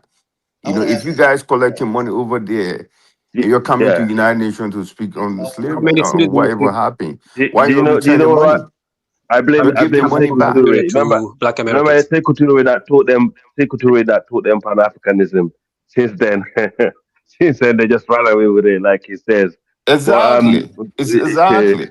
yeah. You remember that But Ghanaian lady? They didn't even know Sewuture was living in. I mean, Kwame Nkrumah was living in Guinea with Sewuture. They didn't even know that. He lived there with him. He's saying to Romania to die, but they never yeah, mention about Guinea. They always say, "Oh, he died in Romania." yeah. That's so And we sad. know the fact. That's the reason Yeah, why I speak the way I speak, because I see it from both sides. I lived in, someone that comes from Sierra Leone or Liberia understand about these things very well, yeah. and fairly Guinea also that not just talk Pan Africanism, but they actually acted. So it's just Even the civil war in this country, did Ghana yeah. contribute a troop? No, to fight to help Sierra Leone out of civil war. No, did they contribute a They troop? might have No, little tiny bit. very Nigeria was little. influenced most of the And they Nigeria did have the to most. receive equipment from the West to even contribute troop. Hey, But let me who ask. fight Hey, let me ask the for this Africans. country Hey, was CD, what? CD in Africa. Let me Nigeria ask and y'all a Guinea. question. Hold on, CD. Let me ask you a question. Yeah, Let me ask it's y'all a true. question. I agree. Ghana Let always him ask the exploiting. question. Well, You're let me talking too ask the much. question Let him real ask the quick. question. Yeah. This is me Go on. as a Black American, right? Mm. I can't speak for Africa because I'm not there.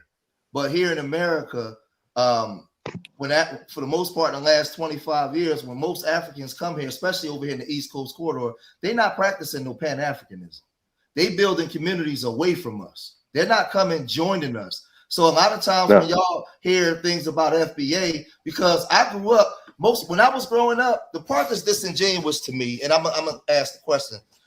If you go back to the 80s and the 70s, everything was about Africa. All of us grew up damn near, unless you was in the South, grew up damn near through Pan-Africanism. The rap, the music, we was wearing the dashikis, we had the red, black, and green medallions. Everything was about Africa. And then we start seeing Africans come over here. They wasn't practicing nothing we was taught to practice. So this is where a lot of the divisions come from. I respect Dynas because way before there was all this internet stuff or something like, I remember Dynas on Facebook years ago. Dynas been on this Pan-African tip, but Dynas come from the culture that this is what we were doing. But when I'm encountering Africans, they ain't practicing that. That's why a lot of times we're not respecting, and it shouldn't be like that, but that's why a lot of times we're not respecting y'all, because y'all, a lot of times they come here on this African tip, but we like, man, y'all not even practicing that. So now That's a fact. That's true. That's 100% true. Most of these people don't even go back home. They left their country for 20 years, 30 years. They've been in America. They never even go back. And they want to come here and talk to people about Burkina Faso, Mali. They never went back in their life. You ask them about their own country, they have no idea what is going on. And they there. had nothing building a cohesion between the black people in America, the black Africans, and the black Africans have migrated to America and the Black Americans. They should have cohesion between them. That's what we had. We had a bit of problem, between the Jamaicans, here years ago. But today we work together. We have cohesion. We actually, intermarriage. We live in a community. We can I talk after we talk to each other. We share each other's food, and we go to each other's restaurants. We share. We go to each other's shops.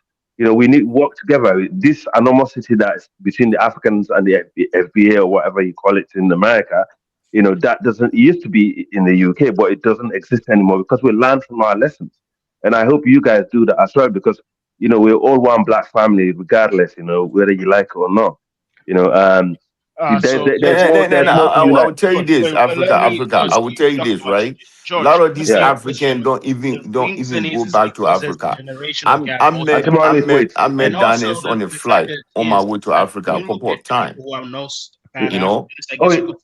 Most of them are often younger. That's another thing I've noticed because one more time, Anti-Rose, I couldn't hear you. Say it one more time. Because somebody was talking. My apologies. Okay, let me start from the beginning.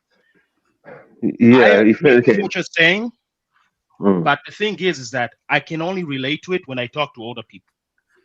That is true. But when you talk to younger people, it's a bit more different. I'm not saying they're more para-Africanist. It's just that they grew up with a more connected world, meaning they actually got to see how other people live. Most Africans don't know Pan-Africanism. You're right. That's true. But most Africans didn't know about anything when they left. My generation, my parents' generation, they didn't know anything about that. Okay? So all of this is mostly new to the younger generation. And the thing is, but it doesn't. I don't think it's about. I'm not talking to you. Okay. And another thing is that the Africans who do come here, oftentimes are no different from the back then. Are no different from the Asians, for example, or the Indians who come here. They usually do come there as their own communities.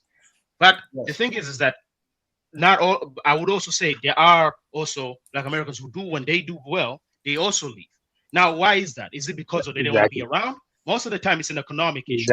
Okay? But that's the majority of us don't leave. We stay in our community. Yeah, that's not true. Even our wealthy people don't leave either. What are you talking about? We stay here, bro.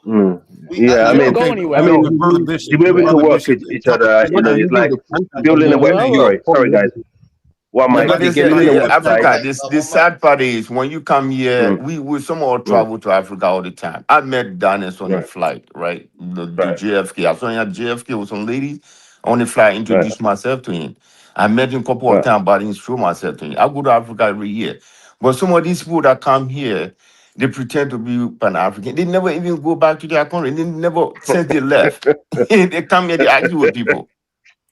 Crazy, yeah, but Brother Bishop, it's absolutely crazy. And also exchanging knowledge. And hey, I gotta read this super chat. Taraka 3897, thank you for $5 holla.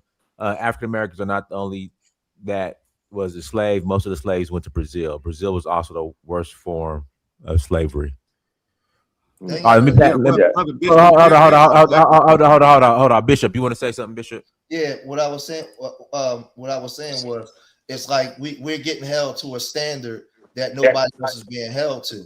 Like when dealing with this Pan-African, like those different tribes. When you go to Africa, if you fly from Ghana to Uganda, you a foreigner. Like those tribes ain't getting along, or it's not. We was led to believe that Africa was this big utopia and everybody was together. That's why when you came to America, you was on the black stuff. We opened up our arms. That's how you have a Farrakhan and you have a Marcus Garvey and all those different groups, because our arms was always open when you came here on some black shit. We found out that Africa ain't practicing that. So that's where a lot of vitriol and a lot of issues is coming. The second part is, Africans I done told me I wasn't African. They said I was mixed race. I'm not African. I've been told 1,000 times by Africans. They tell me I'm not Wongoff. I'm not Mandingo. I'm not Ashanti. I'm not none of those people. That's crazy. The same way you got a Puerto Rican. There was no Puerto Ricans in the 1500s or Dominicans of these groups. We've been created here with different mixtures of periods of time. So when Africans come here, a lot of them don't even think we Africans, and we got to be honest about that, because the Africans know that that's what's being said.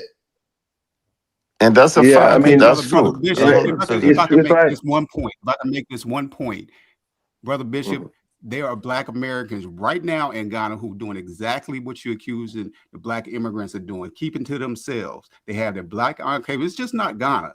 They don't do this just in Ghana. They do it in Costa Rica. They do it in Brazil. They do it in the Dominican Republic. Black Americans keep to themselves. They play Black American music. They eat Black American food. They do all that. So I think it's kind of, no disrespect, but it's kind of hypocritical. You out of context. No, it ain't even close, bro. Okay. You ain't even close. I'm just saying. So hold on. Let me go, Bishop. I'm just saying. Let me go, Bishop, because what he Black just Americans do the exact same thing when they live in. No, we countries. don't. This is how I know you. I know personally. Yeah, I know personally. I know personally too. You're not the only one that travel. Americans leave America. No, so here's what he's leaving out. We all know how those countries feel about Black people when you go there. It's specifically about Black Americans. You think you as a Black American go to one of these other countries and just fit into their culture? You have to be separate, because that's what those cultures do. I don't know why you're making it seem like we have a choice. When we go to other places, we don't go to disrespect people's cultures. We don't go there to criticize their legal system. We don't go there to tell them, yo, you people should do this and you people should do that. We don't do that kind of stuff. We don't do that.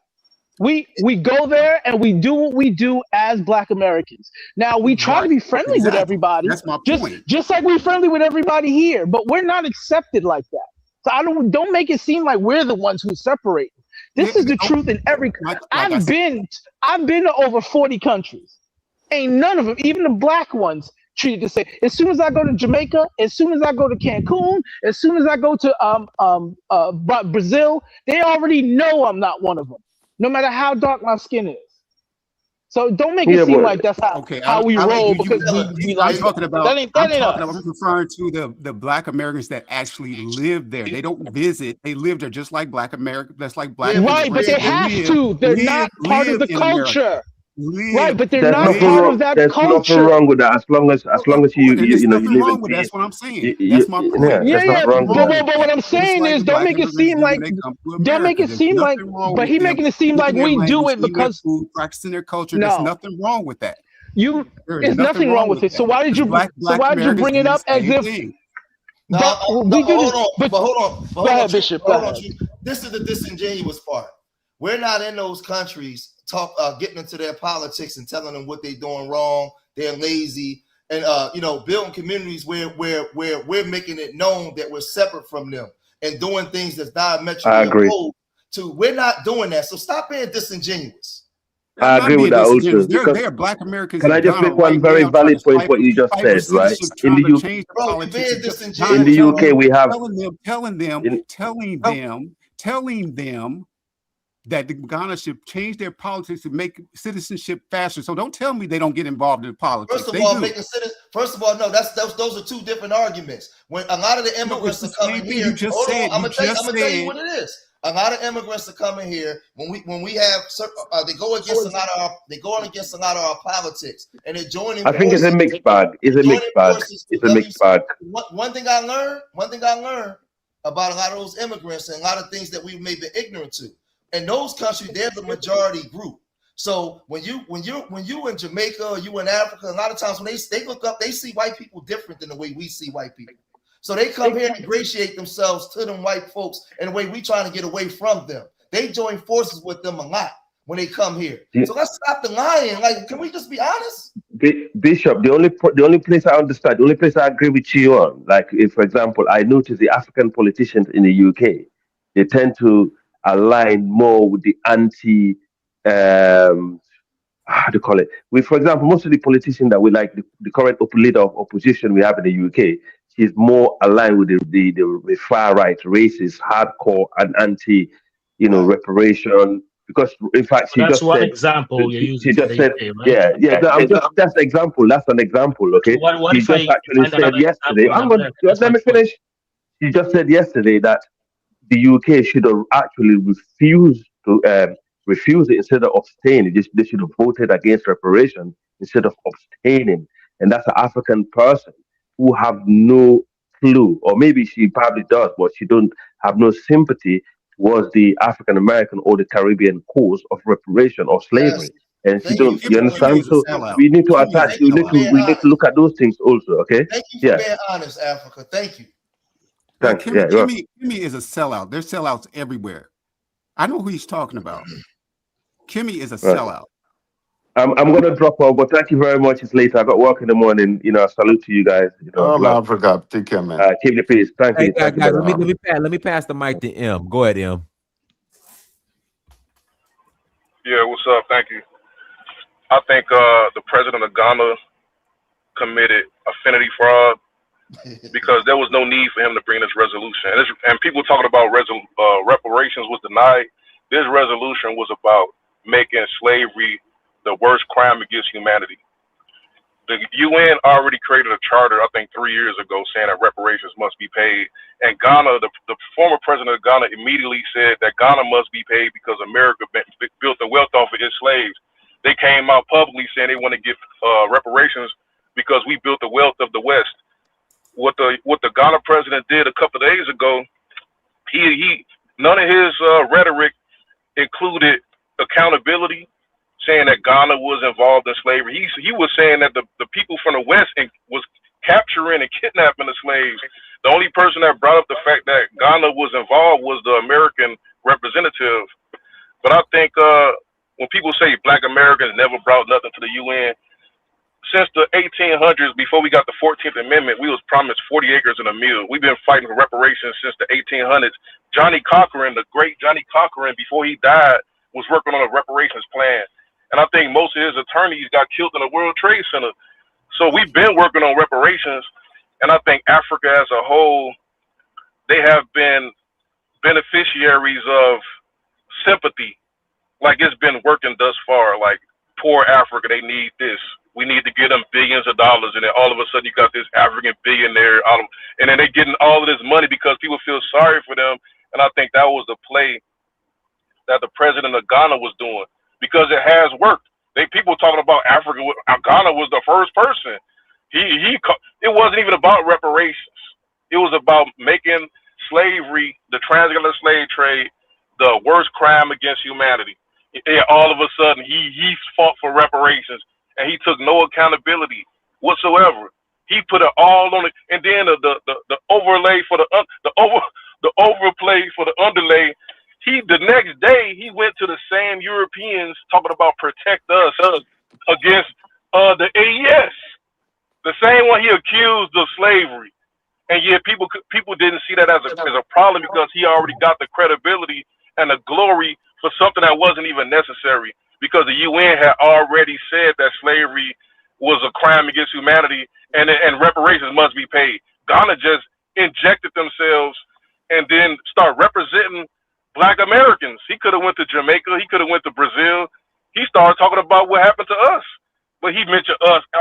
He mentioned them also. I ain't going to lie about that. I ain't going to discount that. But he did mention the 500,000 that went to America. He just bunched us in with everybody else. But I think it was just a affinity fraud. Like, I think they're so accustomed to that. Because if you look at it, all of the development in Africa is not really coming from the intellectuals that moved to America. We got the resources, we got the land, we looking for the Europeans to come and develop. It's like a prostitution. Like I think a brother mentioned, I think Dinah's mentioned, I think Duke Jackson, I was watching Duke Jackson, he mentioned that it's basically prostitution. You see what I'm saying? They prostituting their country out, but all of the people that they got education in America, I think it's a play on both sides, because they getting the money from all of the education of people in America, all of the people that do the businesses, the hotels, and then they getting it on the other end with the Europeans coming in investing, the Chinese investing. But why not just get the Africans who got all this education to come and use their intellectual capacity to use the resources, to make metal, to make machinery, to make bulldozers? Like, why do you still beg the Europeans? And then I think it's just a scam. You see what I'm saying? It's just a scam. Yeah, Ghana. Go ahead. I'm gonna pass it back to Bang, but go ahead. Yeah, so I think the whole thing is Ghana is complicit in somehow in slavery. They should not be making money in that slave origin. They should return all that money to African Americans. You know, Ghana is not Pan-African country. I will tell people this all the time. They always try to show the image that they are Hey, Pan-African say it country, again, brother. but they Say are it one not. more time. Say it one more time, please, They for are us. not Pan-African country at all. I'm telling you right now. But for the fact that they get a lot of promotion from African Americans and they have a lot of attention and people say Kwame Nkrumah, but the reality, Ghana is not Pan-African country. I would tell you this, all the civil war they have fighting in Africa, whether in Sierra Leone or Liberia, Ghana hardly contribute troops to go and fight. I will tell you this. They never contribute to, but they will always try to come on the forefront and gain and try to gain the whatever bravery that people try to gain from this from Pan-African. But the reality is not a Pan-African country at all. They are not. That's the reality. And first of all, the country is so expensive, so expensive. So Ghana exploit even other African countries. That's the fact. Is there any African, You know. Pan-African countries in Africa that's Yes, yeah, they have. Well, some of them they are French-speaking countries. Like Guinea. Do you know Kwame Nkrumah was living in Guinea as a co-president? It was Secretary that took care of him. Okay. But Ghanaian hardly speak about that. Okay. He died in the hand of Secretary in Guinea. When he got sick, he sent him to Romania. It was the Secretary that saved the Kwame Nkrumah. He was living with him there. In fact, he said he gave a position to him to be a co-president of Guinea. He was living with him. So these were real Pan-African leaders, right? But Ghanaian hardly speak about that. But they always use Kwame Nkrumah as an image to say, well, this is where Pan-Africanism started from. Ghana is the face of Africa. But the reality is they are not Pan-African country. First of all, before you do this, how can one leader live from? First of all, Mahama, he's not a head of ECOWAS. Madabu is the head of ECOWAS, right? So if you're doing something like that, why you can't take someone who is the head of EU or OAU or someone who is head of ECOWAS to come and make this presentation? So he did it without a consent of other African countries. A lot of Africans don't even know why they did this. But the reality is they always want to be on the forefront to capture that image of African Americans, so they can get more tourism over there. They can get more money from African Americans. That's the reality. How would you qualify a Pan-African country first? What's that? No, the person asked the question, Pan-African country. How would you qualify one? I guess because I can. Those that's working together to actually make Africa better and working with the diaspora, where you can actually see it working in real time, something that's tangible that people can benefit from it. I don't see it, and I think the Pan-Africans are doing a horrible job in actually displaying it, if it actually exists, because I don't believe it exists. Yeah, I don't think it exists doesn't. either, And other countries. Well, hold on, let me ask a question before you go. Let me ask a question. Why does it always start with us, FBAs in America? I hear it pushed here more than anything else. Why does it always start here? How come it's not starting in Africa? Can anybody actually tell me? But that's what I'm saying. Okay, We have give an 54 example, I countries. guess. Ghana, that's a good question for the Ghanaians. Why he came in and did this? I mean, all African countries, truth be told, I mean, I don't see it anywhere. No, but that's what I'm saying. We have the several organizations in Africa. Right? We have OAU, we have ECOWAS, we have East African, community. So if you come in and make this kind of claim to United Nations, you should consult the other leaders, right? But I didn't see the representative of other countries. Guys, let me. Well, CD, you got 30 seconds. I gotta pass the mic. So I didn't see the representative of other country that came along with him to make this presentation. Right. And then what the other guy was saying, that after making that presentation, claiming that, well, they deserve all the reparations, and then he ran in the hand of the European to protect Ghana. So which one it is? They all will try to get the both side, and they want to benefit from both sides. They want to claim that they are Pan-African country, but the reality is they are not. Ghana is not Pan-African country. Okay, let me pass the mic. Go ahead, Bang. How's everybody, man? Can you hear me? Hey, Bang, but why y'all can't causing trouble in Jos in Nigeria? Why y'all causing trouble in Jos? Why y'all causing trouble, Bang? Come on, Bang. No, because people attack the Fulanese, and then later when the Fulanese attack back, and then they spread the news. I'm telling you the truth. I'm telling you the truth, man. Okay, why y'all causing trouble in Jos, man? Come on. I'm not lying to you, man. They start trouble, stealing cows, and then do some other things as well. Stealing cows? No, because later on, when the Fulanese then no, hold on, Dennis. I'm telling you the truth. Like me, I don't sugarcoat it, man. I don't sugarcoat it. Everywhere in Nigeria is corrupt. Everywhere it's corrupt. It's corrupt. It's corrupt as hell. Oh, so it ain't Black Americans, it's Nigerians. Oh, Nigerians. I call them Super N. So they worse than us, huh? Super N. Yeah, Nigerians is a Super N. Like this is how it is. So what they do is now they attack these people, and then later on when the foreigners then regroup and then come back and attack them, and then they spread this so-called on social media as the victims. That's what that's how it is. All right, go ahead, Bang. Go ahead. But anyway, let me get to this, right? I always said Ghanaians, you can't trust them. They're elites and their governments. I've been saying this for the past couple weeks now, a couple months now. People did not want to believe me. People came and attacked me, and it's kind of surprising because I already knew when I saw this so-called UN speech and everything. Cities CLP talking about. Somebody got some feedback. They were supposed to what you would call it? Consult ECOWAS. Come on, city man. What is ECOWAS? Yeah. Let's be honest with ourselves, man. No. Let's be honest with ourselves, man. Don't try to send ECOWAS as Pan-Africanists to Black Americans, man. Come on, man. Be for real, man. Be for real with yourself, man. And okay. Why is Ghanaians selling the AES as well? Why is Ghanaians trying to pretend as if they about to give a reparation to Black Americans, which is completely false. I said it before. It was all a distraction. It was all a distraction because lay down the foundation, right? If you look at March, right? I think it was March, right? They passed a defense secretary a defense a bill with the European Union, right? They couldn't paddle with. They couldn't like put it with France.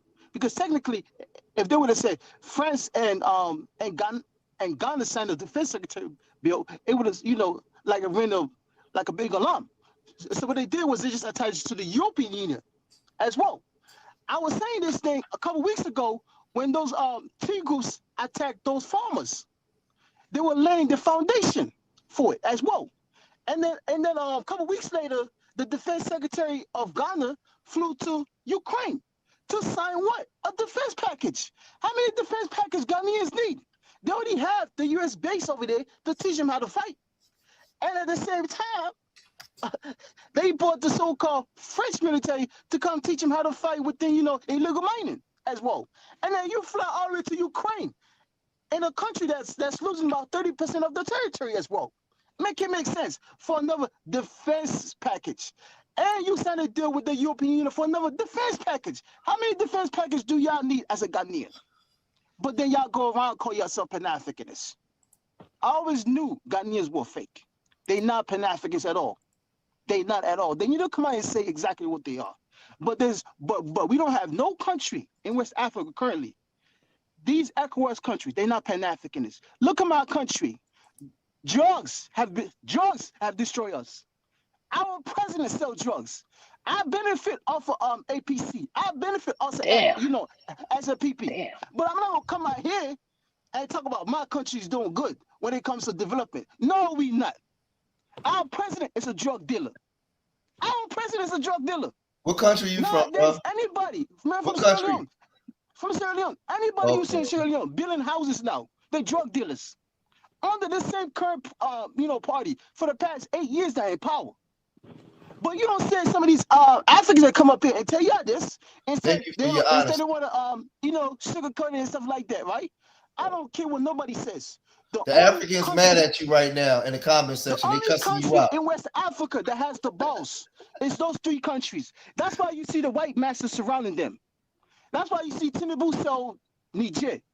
That's why you see Ghana sold Burkina Faso. You understand me, right? Abraham Traore said it a couple weeks ago, a month, like 2 months ago, whatever it was. Black winter is coming. They knew exactly these countries were going to sell them out. That's why they said Black winter is coming. The Black winter was exactly for Ghana and Nigeria, because during this time, Nigerians and Ghana were just playing. We especially Ghana. Ghana was just pretending. Oh, we love our neighbors. We love our neighbors and stuff like that. No. Behind closed doors, what they were doing, working with the white people to come and unalive, innocent Burkinabés as well, so then they could unalive a president that don't do what the West says. Everything comes back to do what I say. If you don't do what I say, I will come and unalive you and put somebody else in it. That's how the West operate. Just say how it is. But I don't know why some people come up here and try to sugarcoat it. Donald Trump said it clearly. We invaded Venezuela to steal their oil. We started a proxy war with Ukraine to steal Russian oil. What else do you want? I mean, the people that run this country saying it openly now. But I don't know why some Africans come up here and still tell us, oh, democracy, like, military and stuff like that. That's what I don't understand, though. Up to this day, the people that run this country right here, so-called, greatest country in the world, right? They're telling us now openly what we do in other people's countries.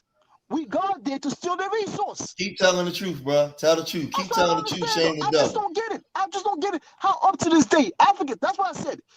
Don't trust an African. The only way you can trust an African, you have to trace their family last name.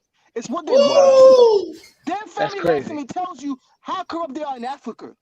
Any African you see, you come up here, you have to follow their family last name. Their family last name takes you back to their country. Their country tells you how well they are connected within the corrupt society of their country. How powerful they are. So the money connect to politics, the money try to twist things. They come up here and tell you this, oh, democracy, this and that. Exactly. And who they work for. Because yesterday, right? Oh, that stupid guy, he called himself Elvis, right? Yeah. Oh, man.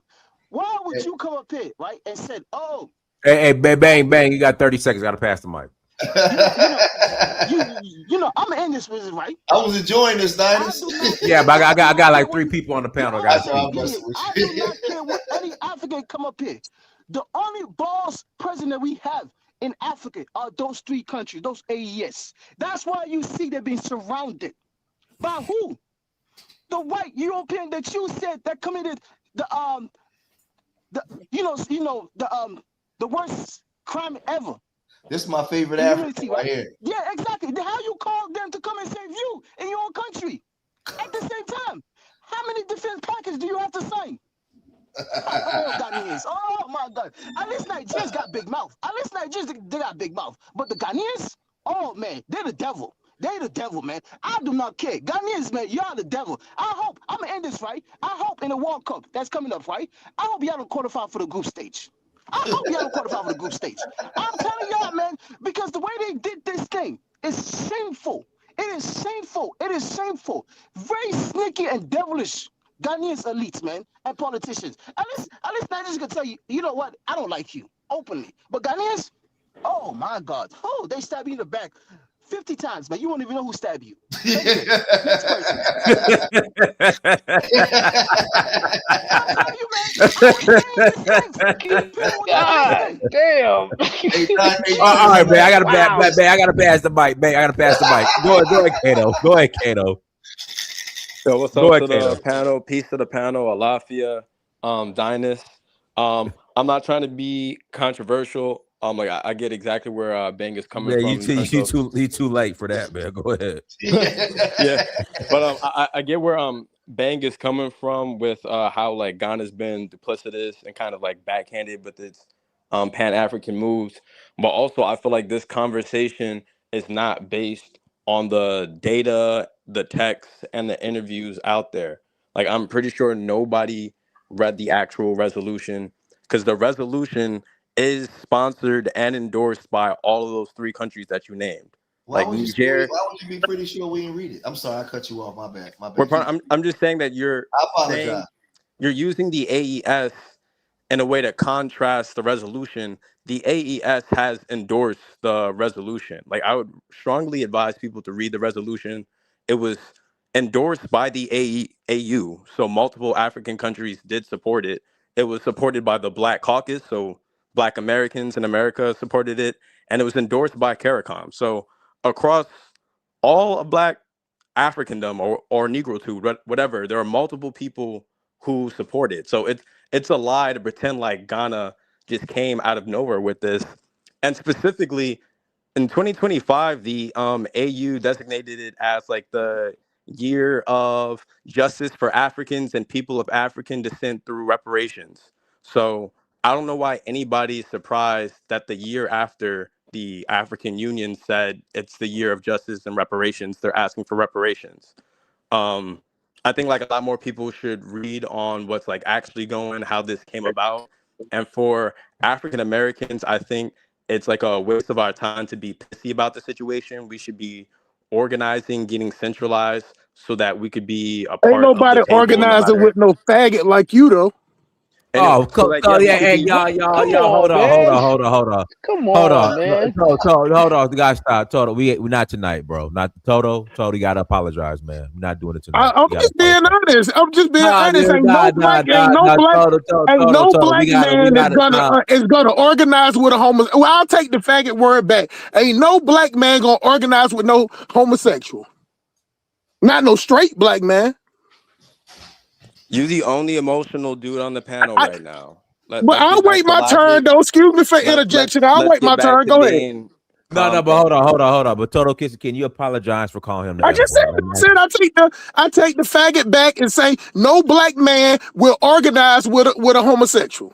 That's just facts. I just think that's a crazy thing to say to somebody Oh, who's okay. just been logical, and you started yelling in the panel out of nowhere. I don't know True. you. So maybe something internally in you's triggered. You sounding kind of down low right now. But Right. back to what I was saying. So like Ghana's bringing this conversation to an international level with the United Nations. Multiple people have supported the resolution. Instead of African Americans like shying away from the situation, we need to use this as an opportunity to practice our diplomacy and figure out how we could be also active in this. Because other people have said that a lot of the burden has been on the descendant of slaves. So if a lot of the burden has been on the descendant of slaves and African countries are taking up the mantle, now is the time for that difficult conversation of responsibility, accountability, what's owed to who, and how we're going to do this together. That's all I Can I got to ask say. you a question? Can I ask you a question? Go ask your question. How in Ghana? I'll pass it. Sorry. Okay, ask your question. How are we supposed to? Well, how are we like you? Basically, you're telling us to partner with these shiesty people. Why on earth would you say that? I mean, you literally said that. It makes no sense to me. Reparations, you were gonna have to get them from shiesty. Like, I don't know what's this. Like, certain people who don't understand how like international politics works. There's no one who's not shiesty at an international level. There's I'm not no saying that. non-shiesty president. Hold on, but you missed something when you came up and you said, African Americans. So I know where you're coming from with that in regards to how they are responding to Ghana's push towards the United Nations. We all talked about what Ghana's relationship is to the transatlantic slave trade. They participated. Why would they be the party to push this? Of all the African nations that could have stood up and did this, why would we be cool with Ghana doing it? And you sit here and say we should partner with these same people. Basically, they're trying to benefit. They're trying to get the bag twice on the same transaction. The people they sold, they got a bag from, and now they're trying to get a bag because these people were abused after being sold, and we want to get a bag for that too. Come on, man, stop. True, don't you see? He thinks like a conniving female. He thinks like a conniving female. That's not what I said at all. all. Yeah. Hold on. Let Kato answer. I gotta read the super chat, then I'll pass it to Toto. All right, do you want to read the super chat first, and I can just wait? Go ahead. I'll read it after you. No one interrupt him. Go ahead. Okay. Like at the beginning of what I said before, I said that the AU, CARICOM, and also all three of those AES countries endorsed and sponsored the resolution. This isn't something that only belongs to Ghana. This isn't something that's only going to Ghana. It is being led by Ghana. And I completely agree about the hypocrisy. Like a lot of these countries, Nigeria, Ghana, Benin, sold slaves. So it's like, how do we figure out who actually, gets reparations, who's actually damaged, who's in power right now and is the descendant of a king who sold slaves? Like that is a real conversation we need to have. But stepping away from this table is only gonna take away power from us. All right, let me read the super chat. Tarhaka 3897. Thank you for the $2 holla. The AES is the new black. All right, go ahead, D Toto Kisser.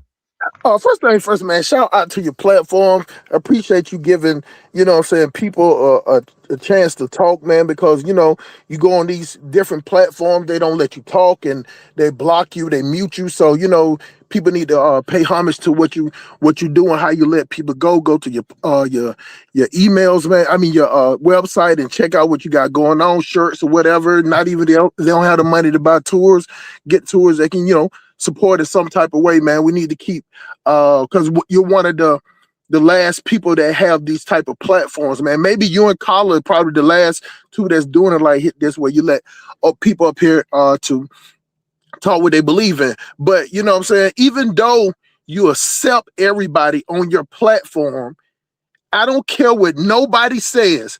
No homosexual man can talk anything about black unity and black revolution.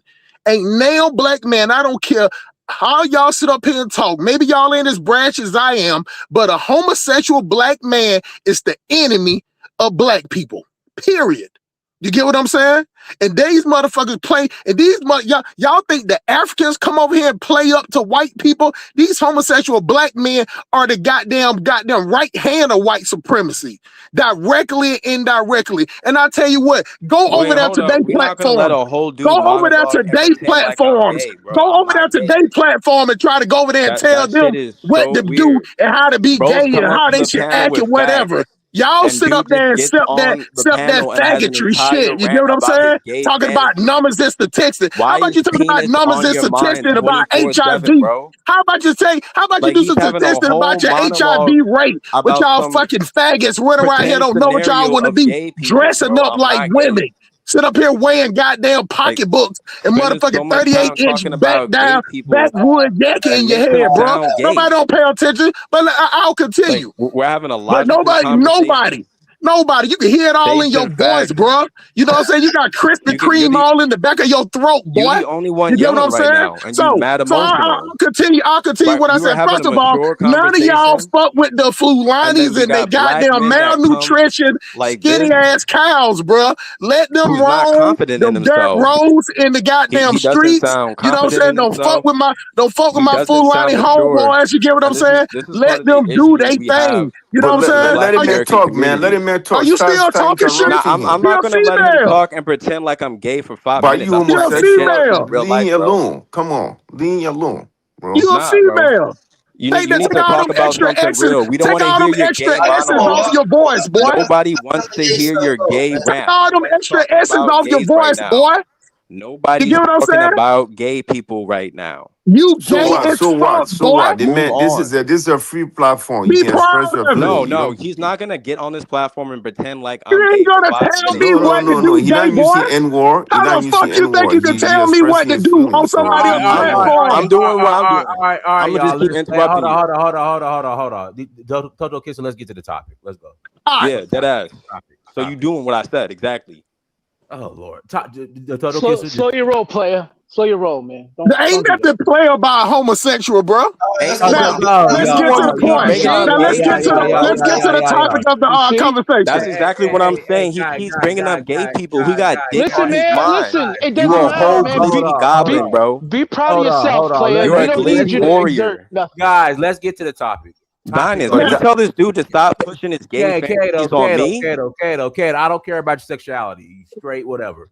Toto, get to the topic. Let's go. I got you. You get what I'm saying? So, now when we talk about what happened, like Dinah said, this is a whole bunch of symbolism. You know, at the end of the day, black people do what they do. You know what I'm saying? We'll just glorify yard dogs. That's all we are, glorified yard dogs. We sit up there, but the gate is wide open. You get what I'm saying? To lead the yard and go, you know what I'm saying, make somebody give you something for your vote. That's not black people. Black people bark. Every 2 years, master let them out the backyard, bring them in the front yard. They bark. Then after 2 years, they go back. You get what I'm saying? They don't ask for nothing and complain. And then once master put them back in the backyard, what do dogs do? They start fighting each other. That's what we do as black people. You get what I'm saying? We have a few selective. You get what hell, I'm one of them that made it out, but majority of black people are professional employees. You know, don't get me wrong. Now they talk about the African space. No, there's no Pan-African over there. That's Black Americans' fault that was reaching out to them. It was Black American fault that going over there talking about they need help. They need for them. Let me tell you something. They don't want nothing. They don't want their shit to change. Now, if you want to go over there and give them some money, you want to hire them, you want to help them, but don't go over there telling them about, you know what I'm saying, how you go over there and go to a restaurant and instead of them got a bathroom with washcloths and soap and rags and stuff. And they don't want to do that. They want to wash their hands at the table with cold water and a goddamn pitcher. That's what they want to do. Don't go over there and do that. So it was us going over there, getting over there, kissing that nasty ass ground, talking about we feel home, talking about you got some spirit connection, going over there to them slave dungeon, touching the wall, and you sit up there shaking and pissing on yourself like a stripper. You know what I'm saying? That's what Black Americans, because we the ones extra with that bullshit. But I swear to white Jesus with his curly hair and his six pack, if my mama brought her ass out the grave and said that they said, you know what, for your mama to come out the grave and live a full life, to go to a slave dungeon. Stop. Hold on, Didus. Just hold on. Just give me 2 seconds, bro. Give me 2 seconds. 2 seconds to the chicken sandwich. If my mama came out the ground right now and they said, if y'all go to the slave dungeon together, she can live a full life. I'll find 12 of the biggest bricks I can find and dump them on her motherfucking head, because you can trick me. You can goddamn kidnap me. You can blind me and get me to go in a slave dungeon and pay more money than the people that live in the country. They charge us more. You hold on, let me use my inside voice. You charge the people that was enslaved. You charge the people that was enslaved more money to go to the slave dungeon. Go see the point of no return, the door of no return. And black people sitting up there rubbing the wall and hunching the goddamn wall and shit. You know what I'm saying? Falling out like they're catching the Holy Ghost and Sunday church. That's black people's fault. I don't blame Africans. I don't blame Africans for seeing a goddamn big, gigantic Black American sucker. A big goddamn Black American lollipop. I blame Ghanaian. I blame African. No, you can't. Now, let me tell you something. Let me tell you why I don't blame Ghanaians. Hold on for a second, my brother. Let me tell you why I don't blame Ghanaians. Because Black Americans claim we're the smartest. We claim we're the best. We raised up under the white man system. We know all the tricks. We know all the games. We know it all because we told y'all, and we know everything because we know everything. Didn't I tell you? What I tell you? Fuck around and find out. But all of a sudden, we go over there to Africa and get to roll around in that hot-ass, goddamn, stiff-ass dirt. That dirt ain't the same over there. That dirt been caking up for 6 months in dry season. That shit is different. I tell you what, go over there in Africa, try to kick the goddamn dirt up in the air. Boy, you might blind yourself. That shit sharp as fuck. That ain't the same dirt we got over here in America. You can't make no motherfucking sand castles with that dirt over there. With that dirt over there in Africa, you can make motherfucking bricks with that shit. You can build a motherfucking house with that dirt over there. It ain't the same. And you know what? The funny part about what I'm saying is all 100% facts. That's the funny part. So I blame us. I blame us for being so smart in America. We got them. I wish a black person would. I wish a nigga would. We know all the games. And we go over there in Africa and leave all that aside and want to sit up there and eat goddamn motherfucking grilled bush meat and some motherfucking spicy ass What's rice. wrong with grilled bush meat? What's wrong with grilled bush meat? I like grilled bush Bruh, meat. if they did not hang that shit up in the market in 103-degree temperature with 64 mosquitoes and 24 gangster flies that about the size of cockroaches. The motherfucking mosquito. Let me explain something to y'all again. Them mosquitoes and flies don't run from you. They look at you dead in your face. You know what I'm saying? Especially the mosquitoes with malaria. They want you to slap them. They want What's you your to slap opinion them on and kill them. reparations? Because your ass gonna be up in the hospital talking about soon and very soon. Lord help me. Malaria is rampant over there. You're gonna have to get drips. You're gonna have to take tablets. And not that Tylenol, ibuprofen. You're gonna get that subcontract bottom market, some shit that gonna come in a plastic bag about the size of a Ziploc with one tablet that smells like goddamn gator bait. That's what you're gonna get. So What's hold your on, this is opinion the last on the time. Now, hey, reparations 10 seconds, 10 seconds. The last thing that I would tell black people is that if you reach out to them the same way, one thing is true. The way that we accept Africans, just not just black people, just the society accept black Africans, they don't accept us like that. I'm not saying that they don't like us. They just don't accept us like that. They don't have no forum like that. That ain't something that they teach. Now, you walk up to them, you want to buy something, they'll sell you something. You know, the price might go up triple, 3 times, but it's still gonna be cheaper than what you get in America. But what I'm saying is, don't look for how we accept them as the way they accept us. But that doesn't mean they hate us. And that's all I'm gonna say. You get what I'm saying? You can't expect. I tell my daughter this all the time. If you're a good-natured person and you'll give somebody the shirt off your back, don't get mad at you if they won't give you a sock. That doesn't mean they don't like you. They just ain't raised up like that. They don't have the same common decency that you have. It don't make them bad person. They might came from I tell my daughter, your friends might came from a house where they had to write their names on the goddamn peanut butter and write their names on cups. They might have to hide their snacks under their bed. You get what I'm saying? I'm like, you don't have to do that in my house. You get what I'm saying? But they had to live like that. So they coming from that type of level. In America, it's nobody that can be homeless or broke. It's a choice in America. It is no kids walking around on the street. If you see a kid walking down the street at 9 o'clock at night and they look between 7 to 8 years old, even the most roughest killer will pull over and stop and be like, hey, where you going? You know what I'm saying? Call somebody. They'll be on their way to go kill somebody. And they'll stop if they see a child because that's not the norm in America. But you go to Africa, you see kids walking around butt ass naked out there kicking goddamn soccer balls made out of plastic and goddamn bowls and shit. So what they do? How's it smart? What?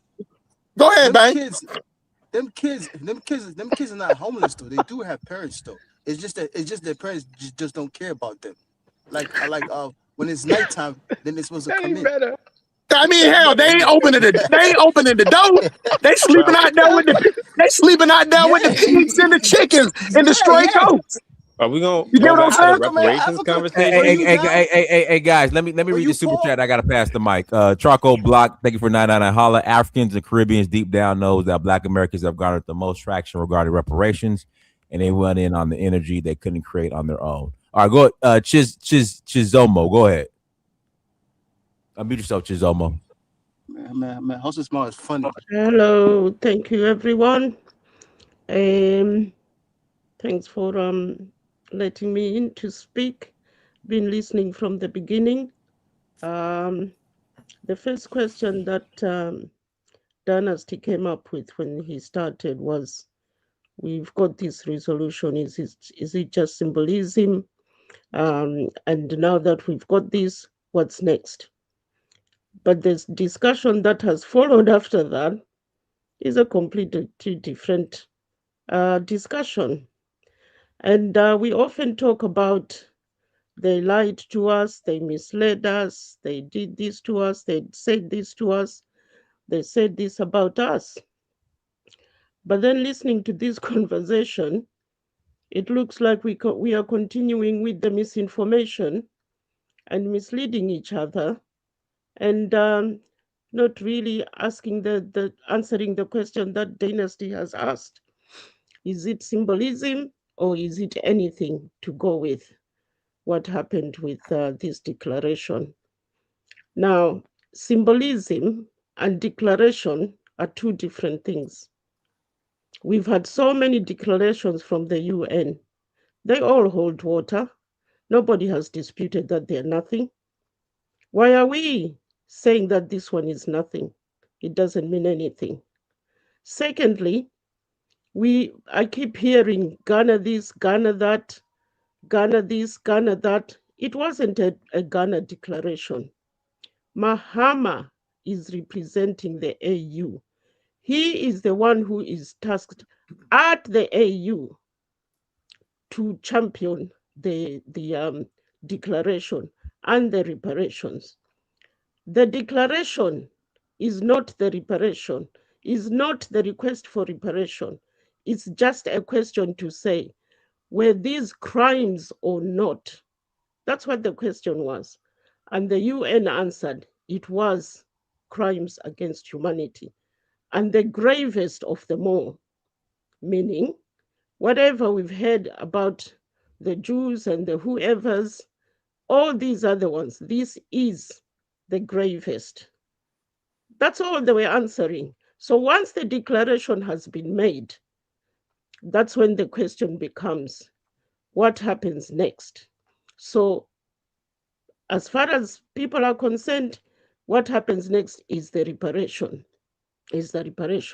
So he's going to come back again and then explain what happens after, or AU will come back and explain what happens after, now that they've got the declaration for everybody to accept that they were crimes against humans.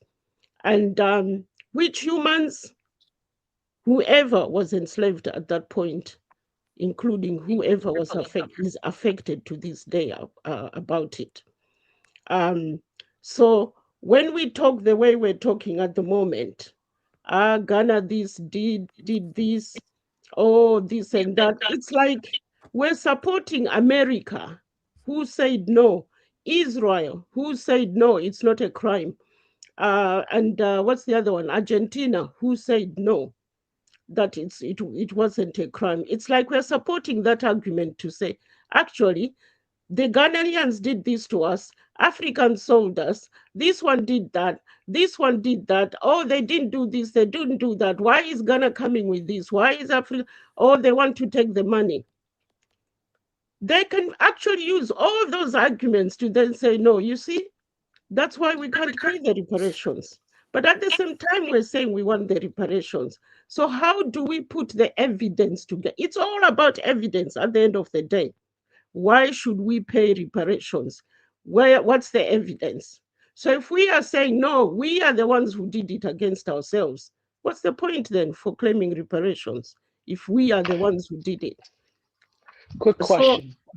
Sorry? Go ahead. I apologize. No, I was going to ask a question, but you still keep talking. Sorry. It's about providing evidence. Once you start talking against the evidence and giving evidence to support those who are saying no reparations, there is no need to pay. It was legal then, so we can't pay because it was legal. Was it not legal when when it was happening to the Jews? Was it not legal when it was happening to the Asians? Was it not legal when it was happening to the Irish? It was. But at the end of the day, all it means is all that has been overturned. All that, like laws when they are passed, all those discrimination laws we had during slavery, we had in between, we have had now, most of them have been abolished because they were not justiciable. So now we're looking for justice. So you have to explain, were these crimes or not? So everybody, the majority have now agreed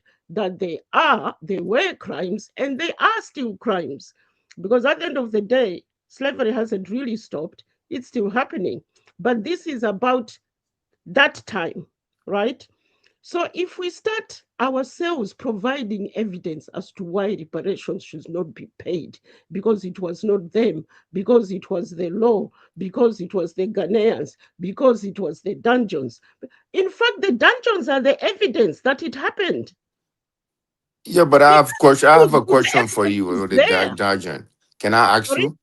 Can I ask you about the Darjan? Is it still Darjan? Yes, yes. So my question is, yeah, what Ghana is doing, it makes sense.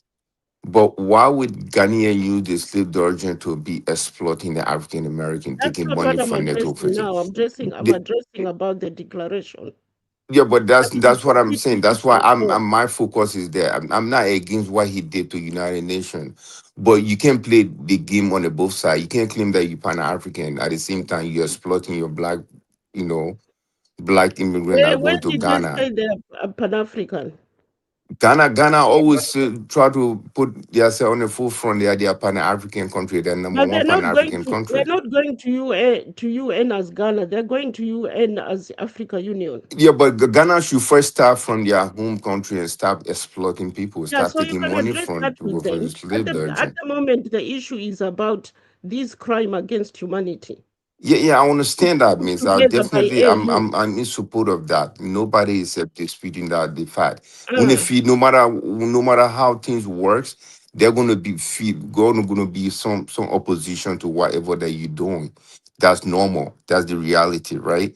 The FBA may be 1% of the African Americans, but again, we also have to question the intention behind what Ghana is doing, right? If Ghana claim to be Pan-African country, why would they be taking money from the African American returnee to be taking money from them to basically slave the origin? I've no That should be details free, about. or they should give the money back to the African American I've because you no cannot details. play the game like that. You CD, can't be exploiting.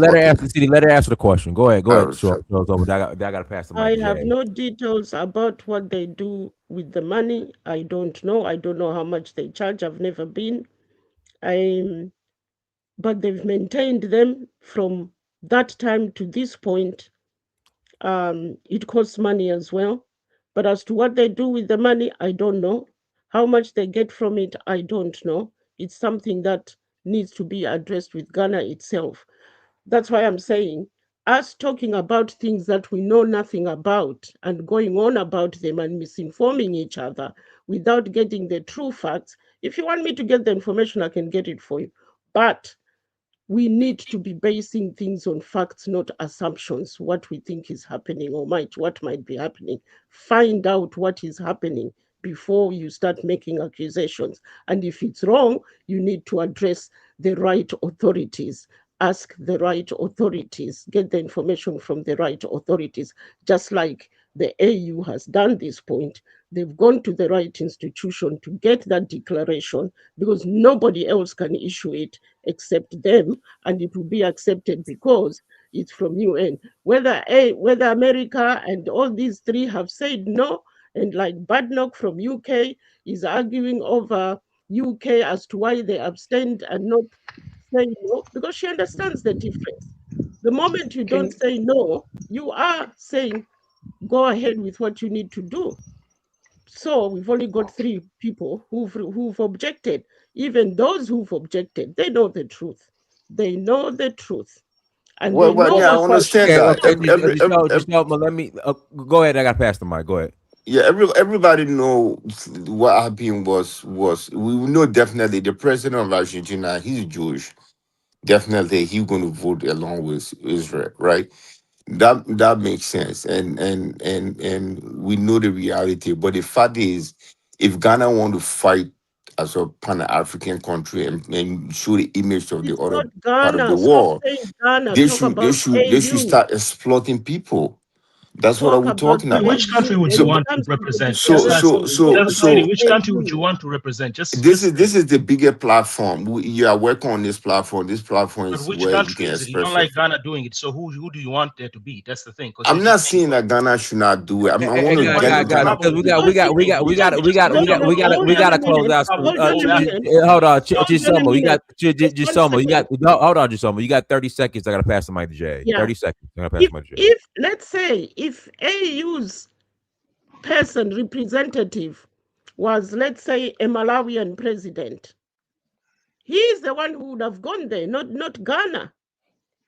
So it's not about Ghana, it's about AU. They sent their representative, who happened to be the president of Ghana. It could have been any president within Africa they would have sent. So that argument about why are they calling themselves Pan-African, I can't answer you. I'm not even Ghanaian. I don't know what goes on there. But I would say this real quick. I would tell you the reason why this Ghanaian president. I gotta pass the mic to Jay. Go ahead, Jay. Let me yourself, Jay. Yeah, I like what the lady just said there. She pretty concise, and she kind of went into some details that a lot of us, we just kind of brushing over and just talking from emotion, and she kind of really cleared up a lot of stuff. So I really respect what she said. And then thanks Dinus for bringing me up and being willing to hear different points of view, man. I gotta agree with Symbolic on that. Symbolic though, man. What? You agreeing with me? You agreeing with me? Oh my God! It must be close to Easter. It must be close to white Jesus' resurrection. Symbolic, look, the stuff you be saying, I be laughing, man. I ain't gonna lie. But the only thing I try to figure out is it coming from a place of like you wanna see better, or is it like you're just joking, like it's never gonna change or something, like. But it'd be like funny, but I don't agree with it, but it'd be like kind of get me chuckling, man. No, I'll tell you, just 2 seconds. I look at us like a business. If we say the U.S. government, if we say that our Social Security numbers is a part of the treasury, all black people say that. If our Social Security is a part of the treasury, that means that the government is running human beings like product, like an investment. And if you look at the black race, take the black people, take all the emotion, take all the soon and very soon, fix it, Jesus, won't he do it, black girl magic and kings and queens, take all that rhetoric fuck shit out and look at the black race as a business. Look at our pros and our cons. And if you were sitting back as smart as you is, J.A., would you invest in the black race? And you got all these other race of people and you put all their pros and cons, take all the emotions out of it, would you invest in that society? I would. Oh my God. And this is the thing. I wanted to ask that question. You must got money to waste. I wanted to ask a similar question to Dinus, because all the negatives, we know they're negatives. In every society, there are going to be negatives and positives, right? But Dinus goes over to Africa, and is he having a different experience than you're having, or what's happening there? Dinus is the exception to the rule. When Dinus go to Africa, he goes over there as a businessman. He going over there to run a business. Okay. It ain't leisure for Dinus. Dinus ain't over there playing. Dinus got his shirt off, bringing the goddamn tray of French fries out there on the beach with some shrimps and some garlic butter sauce. Dinus ain't playing. Also smart, man. Don't get surprised one of these days, man, when he brings when he brings some of these Atlantic, male strippers somewhere in Africa. Hey. Pause. Yeah, but, my God, man. I think the lady kind of. Oh, smart, man. You funny, man. You funny, man. I gotta give it to you, man. I think the lady was. Because the thing is, sometimes I hear people talking, and I be like, I don't know. Everybody can see things from their perspective, but it's like they can't see the other person's point, And it's like you're kind of talking in circles a lot of times to me, Like earlier. Yep, that is correct. Like either way, Bishop right? Earlier, he's saying, "Oh, Africans come over here, they don't deal with us, they don't respect us, blah blah blah." But like, I'm trying to figure out sometimes, what do people want? Do they want like people to just kiss your ass because you're? That's what Black Americans want, J.A. They want you to come over there and kiss. They want you to kiss their ass like African parents want their kids to kiss their ass, fall down to the knees if you give them 4 puff. That's the way that Black Americans sit on the block at the Quick Trip, at the BP gas station, the Shell gas station to hang out and want Africans to come over there and kiss their ass. Let me tell you something, J.A. I'll say this one thing and get a mic back to you. If Africans came over here and started acting like hood booger gutter monkeys, and you know what I'm saying, and acting like these big husky hyenas, these Stacey Abrams stunt doubles, Black Americans wouldn't have a problem with them. And I give the mic back to you, Paul. But this is the thing too. Like again, too, Simp. Even that is like, even to me, at least, I mean, that statement is a contradiction in itself. Like what you just said, because to me, a Stacey Abrams, you might not agree with her politics, right? But as far as I can tell, she's an upstanding citizen. I don't see. She's smart. I like Stacey Abrams. Yeah, but what I'm saying is, but then you're saying a hood booger, and then you mention a Stacey Abrams. So well, like, I use Stacey Abrams like as a fat chick. Instead of saying husky hyena, Stacey Abrams is the new AKA for husky hyena. That's it. I like Stacey Abrams. She's smart. I just wish she would go for Black people the same way they run behind these Latinos. Like these chicks is going to Latinos prisons. They going across country for the Latinos. They out there getting beat up. They out there getting beat up and arrested for Latinos.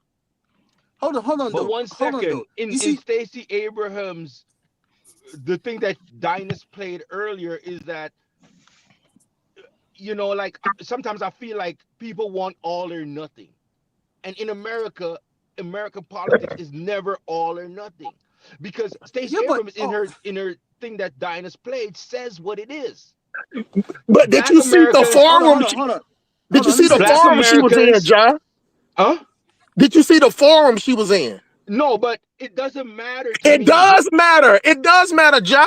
It does matter. It's just like when Martin Luther King was standing on the Capitol. Hold on, Bang. It's just like when MLK was standing on the Capitol steps and he was talking about little black boys and little black girls, we shall overcome. But then when he started talking about he brought us into a burning house, he did that in a little small ass church with nobody around and one single reporter. When he was up there telling us to integrate, go out there, get your ass whooped, and let a goddamn racist police stick a baton in your ass, pause for peace. He did that on the broad scales with 162 cameras with 300 countries looking at it. But when he was sitting up there talking about he might have brought us into burning church, it was one little bootleg reporter and him in a church. It does matter the forum. And I passed the mic back to you. But okay, let me ask you a question, Sim, just to clarify. What forum was she speaking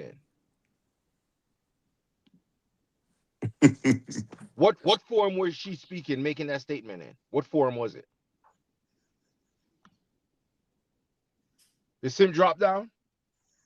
I can hear you. Yeah. He dropped out. Let me say this real quick, right? Hold on. Let me say this real quick, right? You see, what people gotta understand is this, right? Like, you know, the AU, half of it, it's sponsored by the European Union, right? The other gun organization that's in the Caribbean, it's sponsored by the European Union as well. So if the same people that sponsor your organization, and then they voted to opt out of so-called slavery is the biggest crime to humanity. How is it like? How can we take this organization serious when it's not being funded truly by Black people around the world independently? That's what I don't understand. It's the same thing with these so-called Black Democrats, right? Black Democrats who funded their campaigns, corporations. When you look at the corporations, they not Black owned, they white owned. So how can they, you know what I'm saying, like trying to get the benefit of your people? That's sometimes I don't understand though. I mean, if I fund your politician, I'm funding them for my own personal gain. I'm not funding them because they Black and they talk just like you, or they can relate to your struggle. No, I'm funding them because I want to control them so they can get me what I want. I mean, the AAU, everybody knows who control the AAU. Everybody knows who control the ECOWAS. Everybody knows that. You can't come out here and tell me African control ECOWAS, African control the AU. No. That's why they abstained. That's why they abstained. Yeah, but they didn't want to fund the same organization. Why you think all that was the distraction? Bang. I know what I'm saying next is going to lead you to be like, you're going to disagree with me, and that's fine. But I don't think that the AU and all that's controlled by any outside organization, because if they were, why would they bring this resolution up? why not just not talk about it?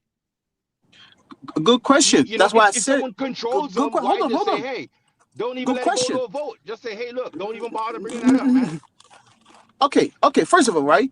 Look at the union, right? The so-called United Union, right? Africans does not have a veto vote. So technically, we nothing. We don't have a veto vote. We nothing. Yeah, but African countries are not. No, look. No, I'm just giving you the reality of it. Forget about We all these. voted. We the people around the world. We around the people around the world. United Nations is nothing nowadays. I'm telling you the truth. African countries voted, included AU. Hey, guys, we got to close out. Everyone, thanks so much for joining. Like, share, subscribe, and read this last super chat. Mustafa, thank you for $2 holla. City hating on Ghana is crazy. Until next time, family, Dynasty Mirror, search for Huru. Peace.